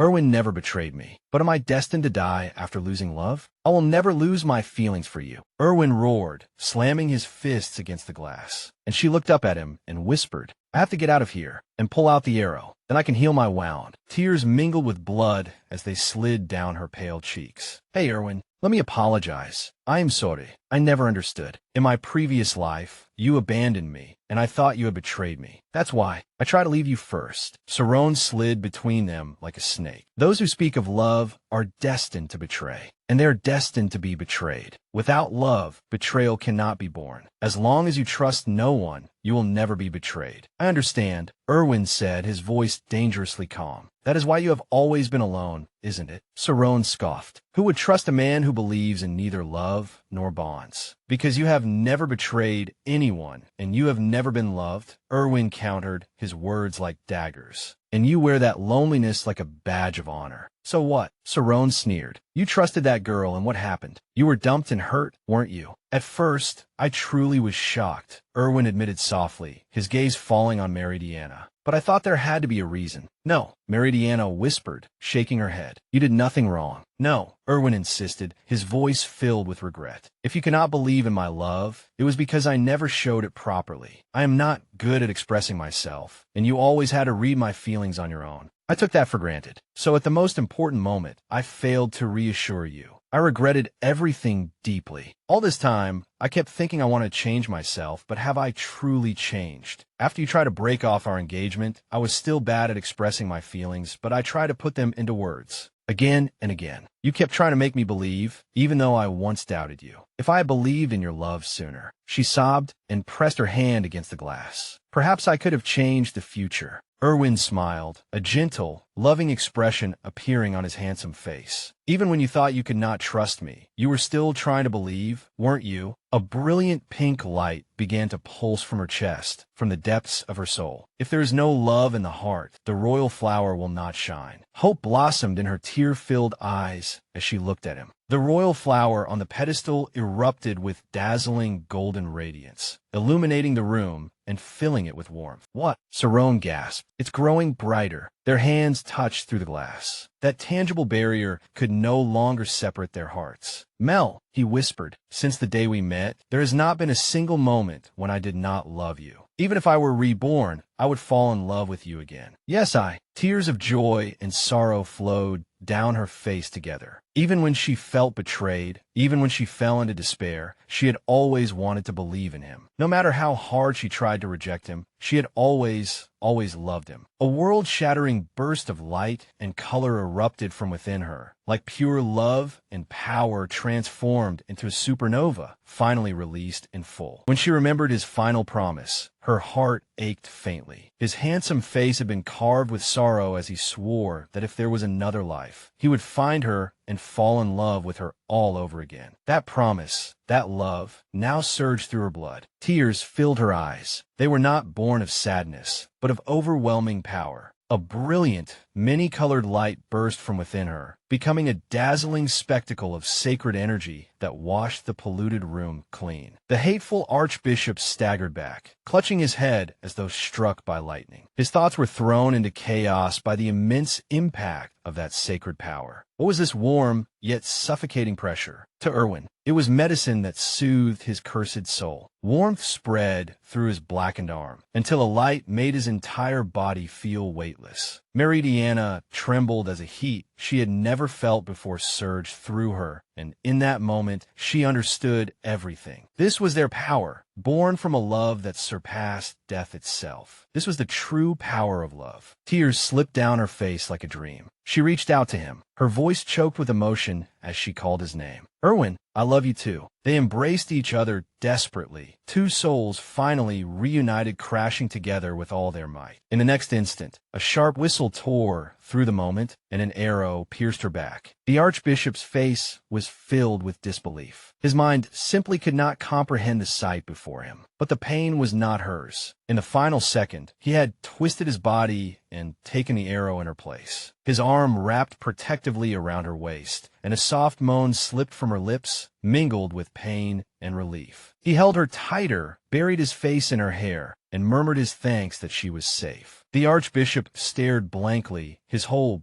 body trembling, as the last thread of his sanity finally snapped. Thick, dark blood flowed from his eyes like crimson tears. He stretched a shaking hand toward them, his voice becoming a hoarse scream as he accused her of not only stealing his love, but now even trying to take his life. In his mind, he once again saw himself raising the crossbow, his face twisted by pure, untainted hatred. His voice had once echoed with malice, uttering only one simple, cruel command: die. But his plan had failed. Erwin and Meridiana stood side by side, united against his madness, and they understood with chilling certainty that words could no longer reach him. They had to stop him, not only for themselves, but to save everyone else. The black rose he had cultivated was rampaging out of control, its filth even spreading to the prayer hall where their friends had gathered. The archbishop burst into wild laughter, a sound with no trace of humanity left in it, and his grip on the crossbow tightened. There was no need to return to the hall now. He sneered, his smile splitting across his face like a hideous wound. An injured black rose would greedily absorb life, forced to heal itself. By now, everyone there must have become its nourishment. Fear appeared on Meridiana's face, and her sapphire-like eyes suddenly widened. Then that is all the more reason to end this now, Erwin declared, his expression turning hard. Sinister black thorns began to shoot violently from the ground beneath their feet. Seeing his power manifest, the archbishop ordered the thorns to clear a path for him. Yet the evil plant craved life, and had long since gained a will of its own. The thorny vines lashed through the air, completely ignoring their master. Instead, they coiled around him and pierced deep into his flesh. Erwin watched the scene, narrowing his eyes as he calculated calmly. An injured black rose seeks life force, he repeated, extending a hand toward the struggling archbishop. Meridiana looked at that pitiful man, a flicker of pity passing through her eyes. A bishop who had forgotten how to care for others had come to such a miserable end. He was trapped by his own creation, his life force violently drained away, until in the end only shattered black petals remained, scattering through the air. At the same time, in the prayer hall, the other saintesses were trapped in a battle destined to fail, their bodies bound by the same cursed vines. They had reached their limit, their strength nearly burned out, as though the end of the world had come. But just as despair began to descend, a radiant sacred light poured into the hall, washing over them like a rainbow of hope. It was Meridiana's power. Strength flowed back into their exhausted bodies. Just as planned, they had held on. They had been waiting for her all along. One last time, they would unite the power of their prayers. All the saintesses joined hands, heart linked to heart, and their gathered energy merged into one and rose. Their united prayer formed a magnificent pillar of light, becoming a pure beacon that pierced the heavens. The gloomy, ominous clouds above the cathedral were instantly scattered, and the sky cleared to reveal a beautiful, shining expanse. The people below marveled, recognized the power of the saintesses, and offered sincere thanks for their salvation. "It is over," one saintess murmured in relief. But Erwin's expression remained grave. There was still one final matter left unfinished. Mildred nodded, her gaze resolute. The sinner Sarone Matalis had to face judgment. The scene shifted to a grand hall, where the former archbishop sat in chains, reduced to a shadow of his former self. Erwin stood before him, his voice ringing with authority. "The hour of judgment has come." Sarone bared his teeth and snarled, demanding to know what crime they dared judge him for. The council began to read, their voices merging into a chorus of condemnation. His crimes were laid out one by one: planting the cursed black rose bracelets, founding and spreading the black rose cult, manipulating the former Saintess Miranda, and seizing her power and destroying Meridiana for his own twisted purposes. His crimes were monstrous, and his fall was utterly beyond redemption. Yet he offered no defense. He merely sneered and said he had been saving a corrupt world, and that the people would one day praise him for it. Meridiana raised one hand, her expression unreadable. Even now, she asked softly. With a wave of her hand, a door of light appeared, projecting the anguished voices of the victims into the hall. They screamed their accusations at him, calling him a monster who had drained their lives and made them suffer, a vile piece of filth who had no right to call himself a clergyman. Sarone's eyes widened in shock, and his delusions began to collapse. Why could no one understand his greatness? Erwin's voice was soaked in contempt. A man who brainwashed saintesses and threw the kingdom into chaos dares speak of salvation? Only the despicable proclaim their own greatness, he said, his gaze piercing the old man's shattered pride. "Do not mock me," Sarone screamed, struggling in his chains. Meridiana's voice was calm, but her words were devastating. "Erwin is right," she said. "Everything you did was utterly foolish and unforgivably evil." Then Erwin delivered the final, heavy sentence. Not death. That would be too merciful for him. He sentenced Sarone to labor, stacking stones beneath the cathedral he had once ruled, to become a withered husk and live on in disgrace before everyone's eyes. Sarone was struck speechless. Meridiana drove the final nail into that coffin. The sight of him toiling miserably would become his only legacy, a permanent record of his failure. At last, the archbishop broke down, screaming for them to stop insulting him and not to laugh at him. At the same time, his pride and authority were crushed completely. It was a punishment heavier than death, and with that, the council came to an end. Later, as they thanked their friends and allies, Layla approached Meridiana and asked if she was all right. The girl only smiled faintly and said that seeing justice carried out with her own eyes had finally severed the last trace of feeling she had for that man. That man had once been her father. After their friends left, Erwin gently took Meridiana's hand, making her start in surprise. "It is finally over," he said softly. Now that every danger had passed, now that she had confessed everything about their previous lives and their feelings had been laid bare before each other, a sudden nervousness swept over her, and a blush quietly climbed her cheeks. He leaned closer, his warm breath brushing faintly past her ear as he murmured her name. "Meridiana, there is something I want to ask you," he said in a low voice, his gaze deep. "Will you still marry me?" His crimson eyes were fierce and unwavering, fixed on her alone, while pink petals whirled around them like a storm. His voice was low and possessive, making a shiver run down her spine. He would never let her go. That promise still echoed in the air as he bent and kissed her lips, a deep and urgent kiss that nearly stole all the breath from her lungs. The rustle of fabric became the only sound. Strong hands slid over her back, pulling her closer, so close it was impossible to be any closer. A tremor swept through her body, both from shock and from strange, melting heat. He drew back slightly and whispered against her skin, his voice carrying a dangerous smile. Her reaction to his hands and his voice was adorable, and with desire that was almost tangible, he wanted to see her become even more adorable. Her mind was in chaos. She had never imagined she could change the future like this, nor had she ever imagined she would become so obedient in a man's arms. His kiss deepened, his hands tightening gently, and she felt herself losing control. But reality suddenly pierced the haze of passion like an electric current. Her eyes flew open, a gasp escaping her lips, and she pushed lightly against his chest. "Wait, Erwin, we are not married yet." A devilish smile appeared on his lips, and his eyes darkened with a possessiveness before he bent to press a burning kiss to the side of her slender neck. She called his name again, as though desperately begging him to stop, but he only laughed low against her throat. Oh, of course he had heard her, and precisely because he had to do this. He had to make sure no one could ever take her from his side again. An angry blush bloomed across her face, and he pulled her into a tight, possessive embrace. He would wait for her, he promised in a low voice against her ear, his breath warm. 3 nights from now, at the top of the stargazing tower. Her heart pounded violently against her ribs, her thoughts spinning over what it meant. Did he mean a proposal? She thought, her hands instinctively clutching the fine fabric of his uniform. The stars themselves seemed to hold their breath in anticipation. 2 days later, that tense energy was still humming beneath her skin. Tomorrow, she would see Erwin. A beautifully wrapped package sat before her, and she did not understand why he had sent it the day before they were to meet. Inside, laid on silk,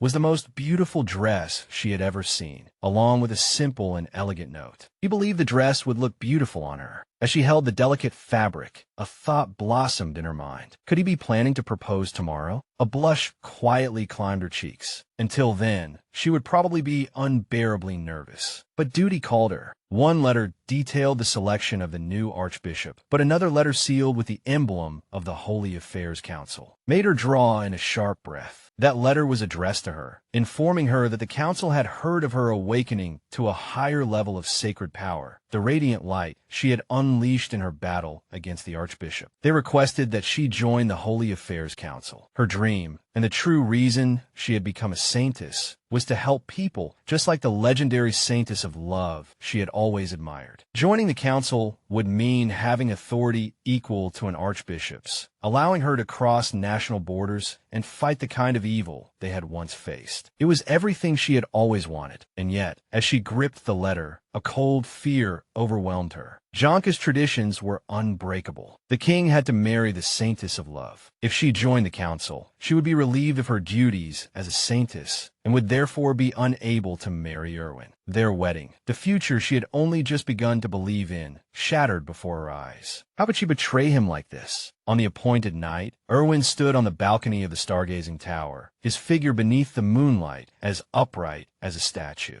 Meridiana arrived breathless, apologizing for making him wait so long. When she saw him turn around, her heart trembled softly. His noble presence was even more breathtaking than usual. She shyly thanked him for the dress. The fabric clung to her body like a second skin. His gaze softened, sweeping over her with pure love, and he reached out to take her gloved hand. "You are beautiful," he said, his voice low like a caress, making her heart give a heavy, irregular beat. He looked even more handsome than usual, and the intense emotion in his eyes was almost unbearable. Her pulse hammered wildly beneath her skin. To calm her racing heart, she asked why he had wanted to meet her here. He held her hand a little tighter. There was something important he had to tell her. Now was the time. He drew a breath, his gaze solemn, and called her name. Meridiana. Her eyes widened, her soul already tensing for the question she had dreamed of. But his next words pierced her heart like an arrow of ice. With her current status, he could not marry her. The world seemed to tilt. Her joy turned to ash. He called her name again, his expression pained, his grip on her hand like an anchor in desperation. He could not marry her. Her thoughts began to spiral out of control. Was this her punishment for doubting him for so long? He quickly explained, his voice full of regret. He apologized for pressuring her with marriage all this time. He understood now that the timing was not right. You were invited to join the Holy Affairs Council, were you not? She stared at him blankly, too shocked to speak. He explained that he had heard it from the new archbishop, and he admitted that it was a tremendous honor, the dream she had always held. She could not deny it, but her heart ached faintly. Then you should try, he said, his voice gentle but firm. If that can make your dream come true, then you should go there. More than anyone else, he was willing to let go for the sake of her dream. He confessed that he had always admired the way she pursued her own path with such passion. He remembered finding her training late one night, her determination shining brighter than any star. She had once told him that the saintess who had saved her when she was a child had a favorite saying, and that it had become the principle she lived by. Wherever there are people in pain, I will go. What she wanted to become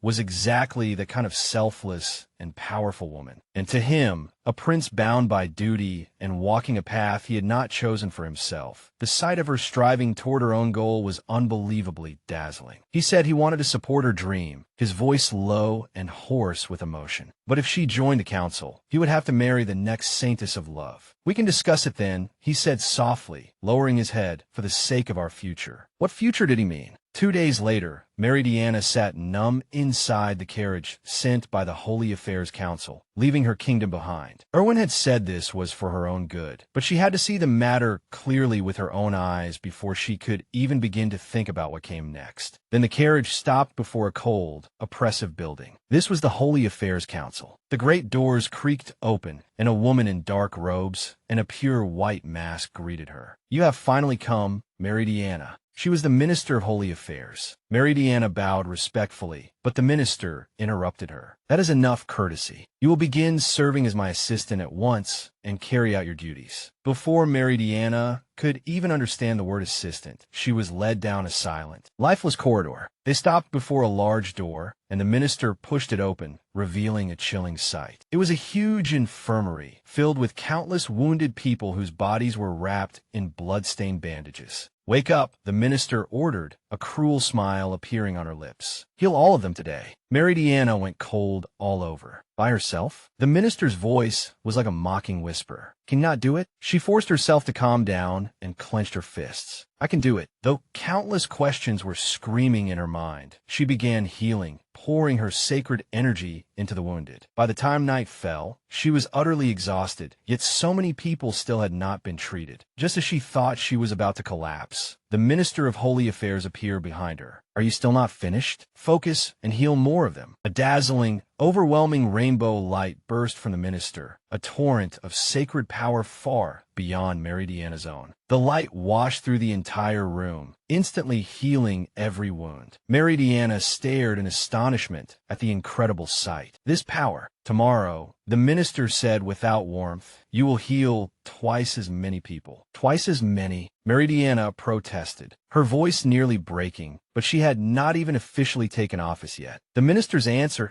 sent a chill down her spine. Those who obtain a higher level of sacred power are appointed by force. By force? Meridiana had never heard of such a thing. It is tradition. The minister sighed as though bored. I was the same, but do not worry. Meridiana watched in horror as the minister reached up and removed her mask. A saintess of love who awakens this power will not lose it, even if she loses the source of that love. So you no longer need to think about Prince Erwin. The mask was removed, revealing the beautiful and serene face of the legendary saintess of love. It was the very woman who had inspired Meridiana's entire life. Her idol was the one imprisoning her. The truth was like a nightmare from which she could not wake. The woman in the purple cloak raised the flawless white mask with a cold, detached gaze, and her words sliced through the air like shards of ice. Meridiana no longer needed to think about Prince Erwin. Meridiana's eyes widened in shock, and the world tilted once again. This woman, the Saintess of Love who had once saved her, was now the head of the Sacred Affairs Bureau. Immediately afterward, a terrible truth surfaced in her heart, making her breath catch. Did this mean that her love for Erwin no longer affected her sacred power? The Minister of Holy Affairs' voice held not a trace of warmth as she explained this land's cruel tradition. When the throne changed hands, the previous Saintess of Love was destined to become queen. After all, she herself had married the current king. It had been a political marriage with no affection to speak of. Tradition was absolute. The prince would marry the next Saintess of Love. The prince would marry the next Saintess of Love. She warned Meridiana to adapt to her new duties here and to sever every useless thought of her past life and love. Meridiana clutched her chest, her heart pounding violently between her ribs. She could not accept any of this, not so suddenly. She only wanted to go home, back to the life she knew. But the Minister of Holy Affairs still had more to say, and it was the final devastating blow. The Holy Affairs Council had the power to approve or reject each nation's saintess. Once Meridiana left this place, she would be stripped of her title as Saintess and become an exile with nowhere to go. Despair swallowed her cold and complete. Meanwhile, in the royal palace, Prince Erwin asked about the puppy Liebert. Liebert was still playing as lively as ever. He instructed the maid to notify him immediately if anything happened, and to care for the puppy until Meridiana returned. But just as he turned away, his father, the king, called his name. It was time for them to talk. It was the first real conversation they had had in a long while. Crimson wine swayed in the glass as the king admitted that much had happened over the past few months. He praised his son, his voice smooth as silk, telling Erwin that he had been a tremendous help and that he was proud of the man he had become. Erwin thanked him politely, but an unspoken unease was hidden deep in his eyes. He sat stiffly, the wine in his glass untouched. The flush on his cheeks did not come from alcohol, but from pressure.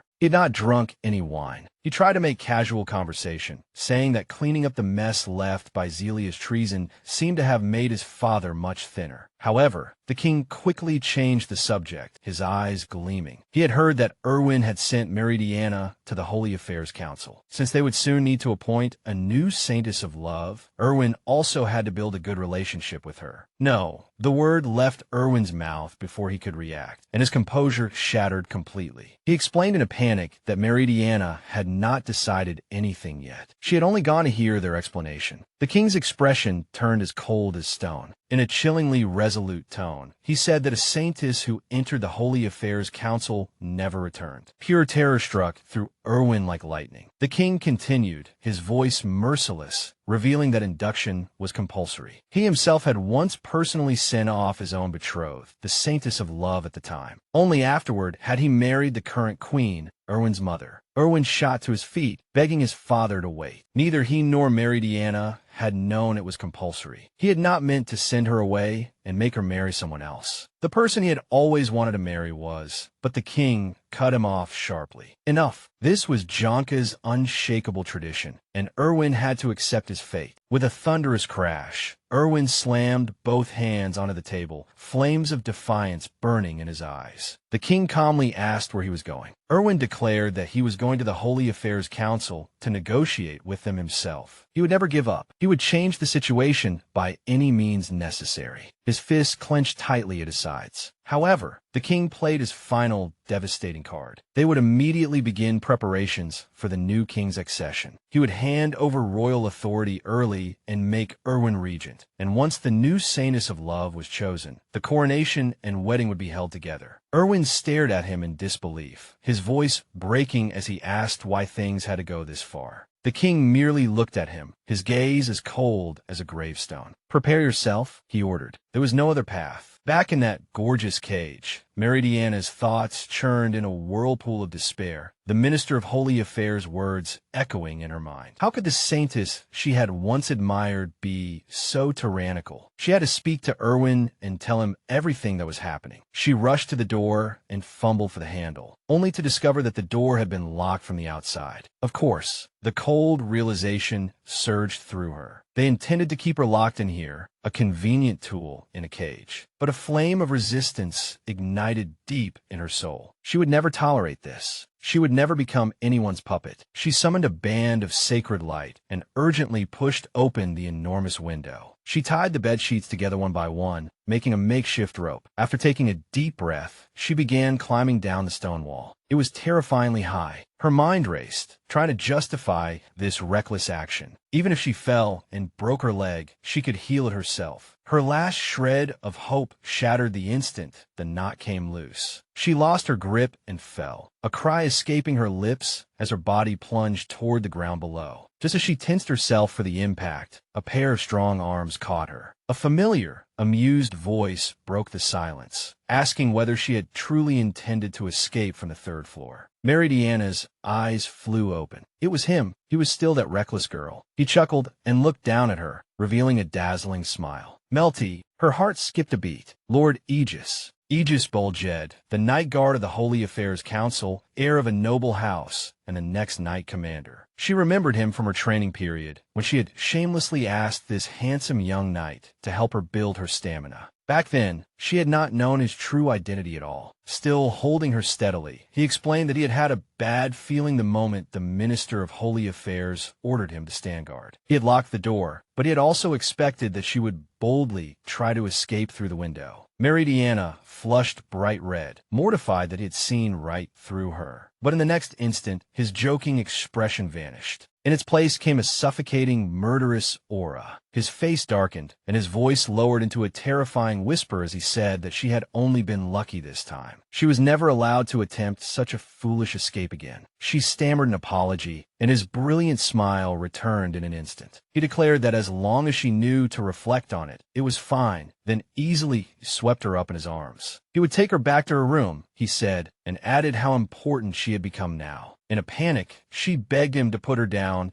insisting that she had to contact her home in Jonka. His expression turned serious, and he told her the cruel truth. From the moment she was sent here, everyone in her homeland knew she would never return. There was no need for her to contact anyone. All the blood in her body turned cold. What about Erwin? Had he let her go, even though he knew she could never return? 5 days passed in a haze of grueling work. As the Minister of Holy Affairs' new assistant, her mornings were filled with lessons in administration. Her afternoons were spent in the infirmary, healing endless rows of wounded people. Although her power had grown, the sheer number of patients still exhausted both her body and soul. The other nuns had long since begun to resent her. One of them sneered and told her to clean the wound herself. They whispered behind her back, calling her conceited, jealousy spreading through the air like poison. Soon, their whispers turned into a malicious scheme. They would prove she was incompetent and have her demoted. Their daily limit for patients was 50, but they would send in 100, a number even the Minister of Holy Affairs might not be able to handle easily. Where no one could see, Aegis watched from the corridor as Meridiana worked tirelessly late into the night. With a gentle smile, she sent off the final patient, her forehead covered in sweat, exhausted yet determined. The two scheming nuns watched in disbelief. But their plan took a dark turn when a young nun rushed in crying. She said that a patient originally scheduled to be treated tomorrow had worsened, and that he would not survive unless he was treated tonight. Meridiana did not hesitate for even a moment. She stepped forward. "No problem," she said steadily. "Where's the patient?" Brilliant rainbow-colored holy light poured from her palms, washing over the dying man and stitching his wounds shut one by one. Just as she finished the treatment, the Minister of Holy Affairs walked in and saw the now empty infirmary, her eyes widening slightly. She had healed everyone. Meridiana turned her gaze toward the two bullies, her eyes now as cold as frozen steel. It seemed that in order to torment her, they had deliberately made a complete mess of the work. This was not a game, she hissed in a low voice, her tone exceedingly dangerous. They were not allowed to drag human lives into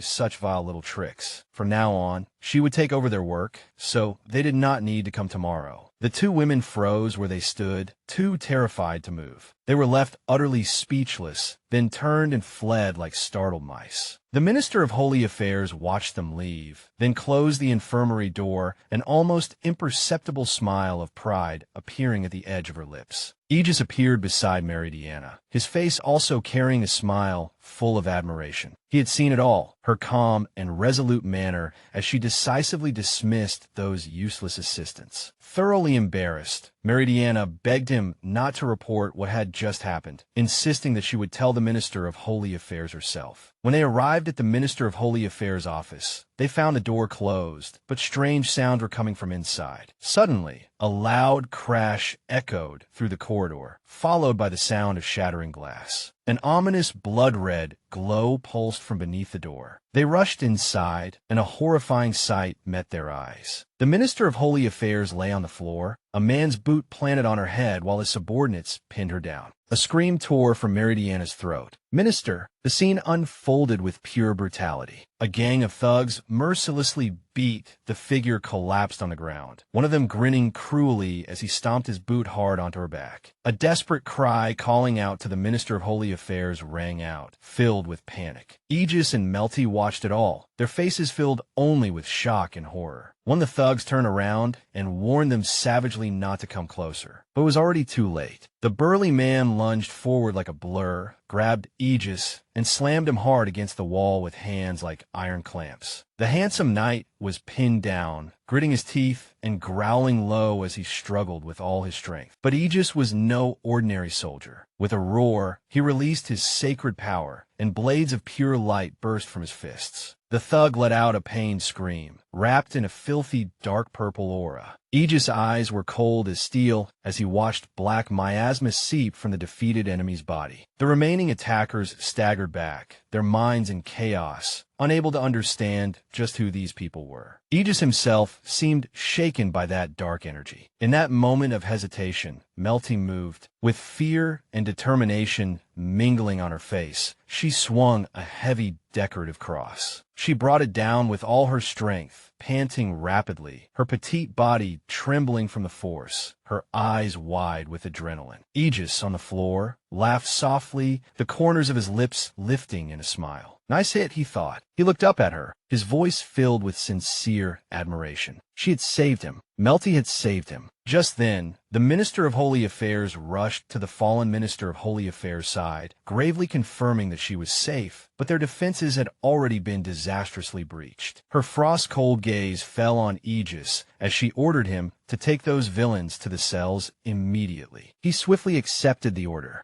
Melty was just about to call for help when the minister's voice froze her in place. "Stay." She had something to discuss with Melty. In the sterile silence of the office, the minister revealed a chilling truth. About a month earlier, she had received a death threat from a mysterious organization. Melty went cold all over, her eyes widening in disbelief. The minister continued explaining that she had been attacked outside before, but this was the first time assassins had penetrated deep into the Holy Sea's inner sanctum, which proved that they must have come from the same detestable organization. Melty's brow furrowed with worry as she realized the gravity of the situation. The minister admitted that the situation just now had been extremely dangerous, but the Holy Knights had now obtained clues that would allow them to track the organization. She paused, her gaze sharp, then added that she could not entrust this matter to them alone. With unshakable authority, she assigned Melty a new mission. She would be responsible for interrogating the captured thugs and uncovering the true identity of this organization. Melty pointed at herself in shock, unable to believe it was her. The minister explained that the fact they had been able to infiltrate the Holy Affairs Council meant there had to be an inside collaborator, a traitor hidden among them. They did not know who the traitor was or where they were hiding, but the minister reasoned that Melty had only just awakened her power and had been summoned from outside, so she was the only person they could be certain was not a traitor. The word hung in the air, heavy enough to suffocate. There was a traitor inside. The minister's tone softened slightly as she admitted that she understood the fear of being targeted and the unease of knowing a traitor was lurking nearby. But as memories of those who had tormented her in the past flashed through Melty's mind, her resolve hardened into diamond. A new sharp light flickered in her eyes, and she accepted the mission. Understood, she said steadily. She would find the organization targeting the Minister of Holy Affairs. In the depths of the cold,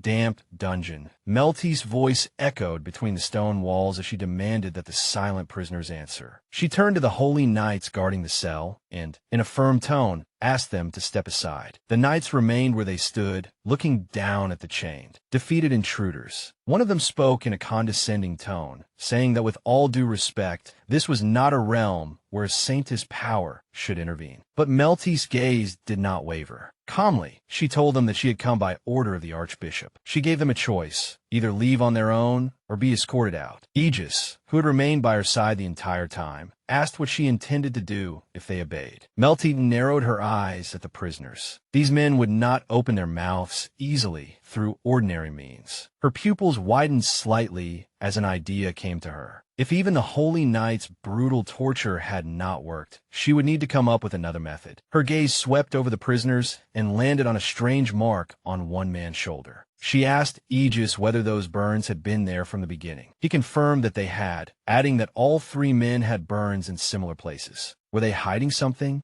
Melty thought this as she stepped closer. She drew forth gentle, glowing sacred power, not to inflict pain, but to heal. Carefully, she repaired the burn on the man's shoulder. Once the damaged skin healed, a tattoo was revealed beneath it, the Roman numeral 12. She turned to Aegis and asked in a low voice what that number could possibly mean. Aegis' expression turned incomparably grim, and his voice dropped into a heavy whisper. This is the mark of a criminal sent to Singeled Island. Singeled Island was the infamous prison of the kingdom of Paramayon. Melty's heart sank sharply. Escaped convicts. Aegis immediately decided that they had to contact the kingdom of Paramayon at once. A moment later, they were facing the holographic projection of a king with an exaggerated mustache, who was practically yelling at them. He had already told them there had been no prison break. He roared that Singeled Island was one of the most impregnable prisons in the world, and if he said no one had escaped, then absolutely no one had escaped. This had already gone on for 10 minutes, he complained, while Aegis still patiently tried to explain the criminal identification numbers. The Archbishop's icy, piercing gaze remained fixed on the scene before her. Lord Aegis looked down at Meridiana with a stern expression, his voice cold as ice as he declared that there was no duty for her here. Guilt stabbed sharply at Meridiana's heart. She felt sorry toward Erwin, but her duty was already clear. No matter what personal cost she had to pay, she had to investigate the shadowy organization connected to the Archbishop. Following the strange map he had provided, she and Lord Aegis ventured deep into an unfamiliar forest. Aegis wondered quietly what might be at the marked location. He had never set foot in this area before. If that organization had a hideout here, then they were in serious trouble. He warned her to stay vigilant, but before he could finish speaking, a sudden vibration interrupted him. There was a crisp snapping sound beneath her feet, and before she could understand what had happened, a terrified cry had already escaped her lips. Aegis spun around, his eyes widening in shock. To his disbelief, Meridiana was suddenly hanging upside down in midair, caught in a crude rope snare, like a helpless little forest animal. What on earth was this? Was it a trap they had set to shake off pursuers? He stood there analyzing it, thoughtfully stroking his chin. Red-faced and flustered, Meridiana shouted at him to stop thinking and help her already. A devilish smile spread across his handsome face. Saw thee. He chuckled, flicked his wrist, drew a dagger, and cut the rope. Meridiana cried out again as she fell, landing neatly in his strong arms. He caught her in a perfect princess carry, wearing a smug expression as he announced that the rescue had succeeded. In a smooth tone, he said that the footing here was poor, so perhaps they should continue on like this. Princess Meridiana. Meridiana's face burned bright red with embarrassment and annoyance. Lord Aegis. She was not a princess, and she could walk by herself. He only held her tighter, arguing that she might step into another trap. Wasn't the same true for him? The words had barely left her mouth before they came true. His foot stepped on something with a dull thud.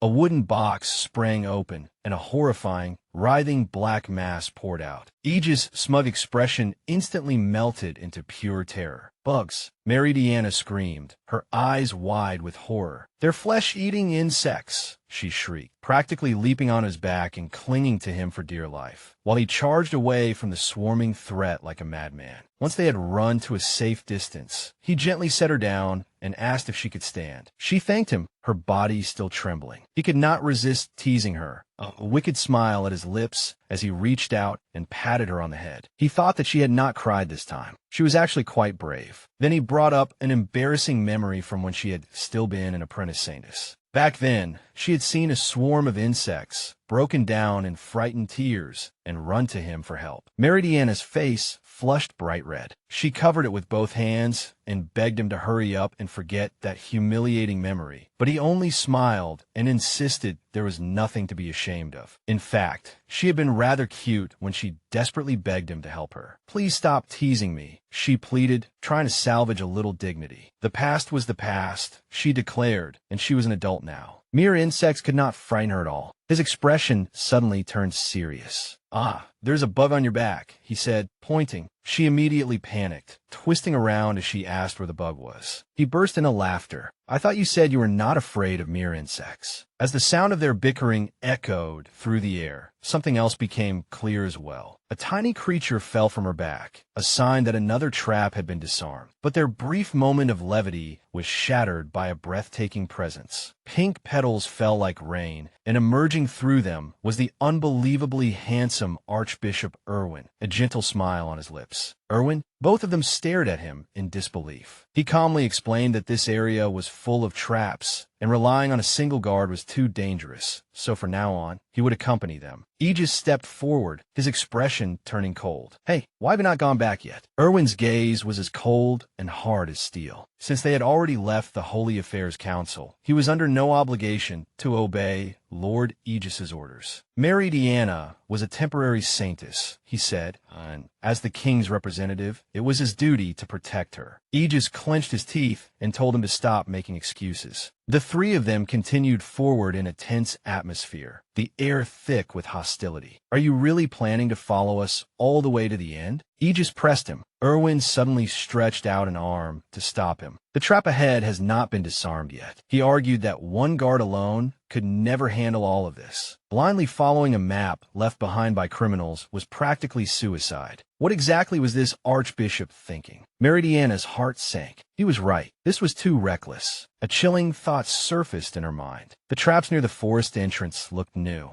But the deeper they went, the more traces of much older traps they could see. Was this really the work of an ordinary criminal organization? The tension between the two men erupted again. Aegis took her hand and suggested they take another route because the ground was uneven. Erwin's sharp voice cut in, pointing out that there was an untriggered trap there. Aegis retorted that they only needed to avoid it. Meridiana felt dizzy. Why did the atmosphere between them always become so hostile? This was no time to argue. The world exploded into a wall of fire. A ring of flames surged up around them, trapping them inside a blazing inferno. They were surrounded. What is this? A group of cloaked figures stepped out of the shadows, their faces covered by eerie white fox masks. It is them. The leader raised one hand, his voice like a blade of ice as he gave the order. It was that organization. Their robes bore an ominous cross symbol. The order echoed again. "Kill them." Archers appeared in the treetops and released a deadly rain of arrows. Arrows fell around them like a downpour. Erwin instinctively pulled Meridiana into his arms to shield her. An assassin charged out of the flames with his sword raised high. "You two go first, Aegis." Aegis blocked the strike, sparks flying. Erwin hesitated, struggling inwardly. But Aegis seized his hand with fierce urgency. "Run." Erwin dragged Meridiana away, and she looked back in terror, only to see Aegis swallowed by flames and swarming enemies. They sprinted through the forest. Meridiana's heart pounded with fear. Even Lord Aegis could not possibly fight that many enemies alone. Suddenly, an arrow whistled past Erwin's cheek. He spotted an archer in the tree above, pushed Meridiana behind him, and snatched up a sharp stone from the ground. With a forceful throw, he struck true and knocked the assassin out of the tree. Erwin looked back at her, his expression grave. "Your guardian knight is outstanding," he said quietly. "He chose to protect you without hesitation." He assured her that they would definitely see him again, though her heart was full of worry. Still, she barely managed to nod. "You were right." A sharp thud made them stop abruptly. An arrow quivered in the dirt only inches from their feet. "Go!" Erwin shouted. He pushed her forward, but it was already too late. Another enemy appeared, sinister energy crackling around his hand. Meridiana screamed as he lunged at them. Erwin blocked the attack with his sword, but the force of the blow made him cry out in pain and stagger backward. He realized that they must be close to the organization's key location. Meridiana agreed, but an icy unease was crawling up her spine. These masks were the kind worn by the bandits who set the fires, but not by the people who attacked the Archbishop. The assailants who had been interrogated had no map, and yet the Archbishop had provided a map. A terrifying certainty surged up in her heart. They had been led here by the Archbishop, dragged into some far more sinister scheme. The Archbishop? Erwin's eyes widened. Before he could respond, a massive iron cage dropped from the sky. "Look out!" he shouted, pulling her tightly into his arms. The iron cage slammed down, trapping them inside. He held her close, his voice full of remorse. If he had known she would be dragged into something like this, he would never have sent her to the Holy Affairs Department. Meridiana was confused. Had he not been able to foresee it? Entering the Holy Affairs Department meant her life no longer belonged to her. Shock covered his face. He said he had not known. He had been forced. The old wound in her heart split open again. She remembered that he had said he wanted to reconsider his future. She had thought that was only an excuse to cut ties with her. "Was it not why you sent me away?" she accused, her voice trembling. "Meridiana," he shouted, grabbing her shoulders. "Listen to me. That was not the reason," he said urgently. Seeing her so dazzling again had thrown him into a panic. So he had made up an excuse because he could not admit that he had come for personal reasons. "The truth is, His words were cut off and the world blurred. When her vision cleared again, he was gone. "Erwin?" She was completely alone. "Owen, where are you?" she called. Suddenly, sinister purple energy crackled around her. It was a whirlpool of dark power. "What is this?" A cold voice slipped into her mind. "Forget that man. There is only you here." Within the swirling darkness, a figure emerged. It was a woman dressed as a nun, her eyes covered by a black cloth, her entire body radiating pure malice. The true enemy had finally appeared. In the cold silence that suddenly descended, only one question echoed. "Why?" Meridiana's bright blue eyes widened with shock and fear as she stared at the figure before her. "Why are you here?" The Minister of Holy Affairs stood there with her arms crossed, a dark, suffocating pressure radiating from her, nothing like a holy person at all. The woman's voice was cold and utterly emotionless. A simple command cut through the air. "Come here." Meridiana shrank back, her heart pounding wildly against her ribs. What did this imposing woman intend to do to her? What? In the next instant, a hand suddenly reached out and grabbed her arm. Its grip was unexpectedly firm. The minister's voice carried impatience as she told her to stop being stubborn. Meridiana struggled to free herself from her hand, her trembling voice demanding that she let go. But as she pulled back, her gaze fell on the woman's arm, and she froze. Pitch black, rotten lines crawled over the skin like snakes. There were the horrific marks left by some terrible act. That arm. The minister insisted that she had no time to sit down and chat. She promised she would not hurt her and urged Meridiana to obediently follow. Meridiana's thoughts raced. The strength in that hand was weak, so it seemed she did not truly intend to harm her. She allowed herself to be led away, her feet moving as if on their own. But she could not erase that sight from her mind. What in the world had happened to that arm? Countless questions made her head throb. As they walked deeper into the unknown, dizziness swept over her. She barely noticed her surroundings. her mind filled with confusion and anxiety. They stopped before a massive stone door that shone with an ethereal, sacred light.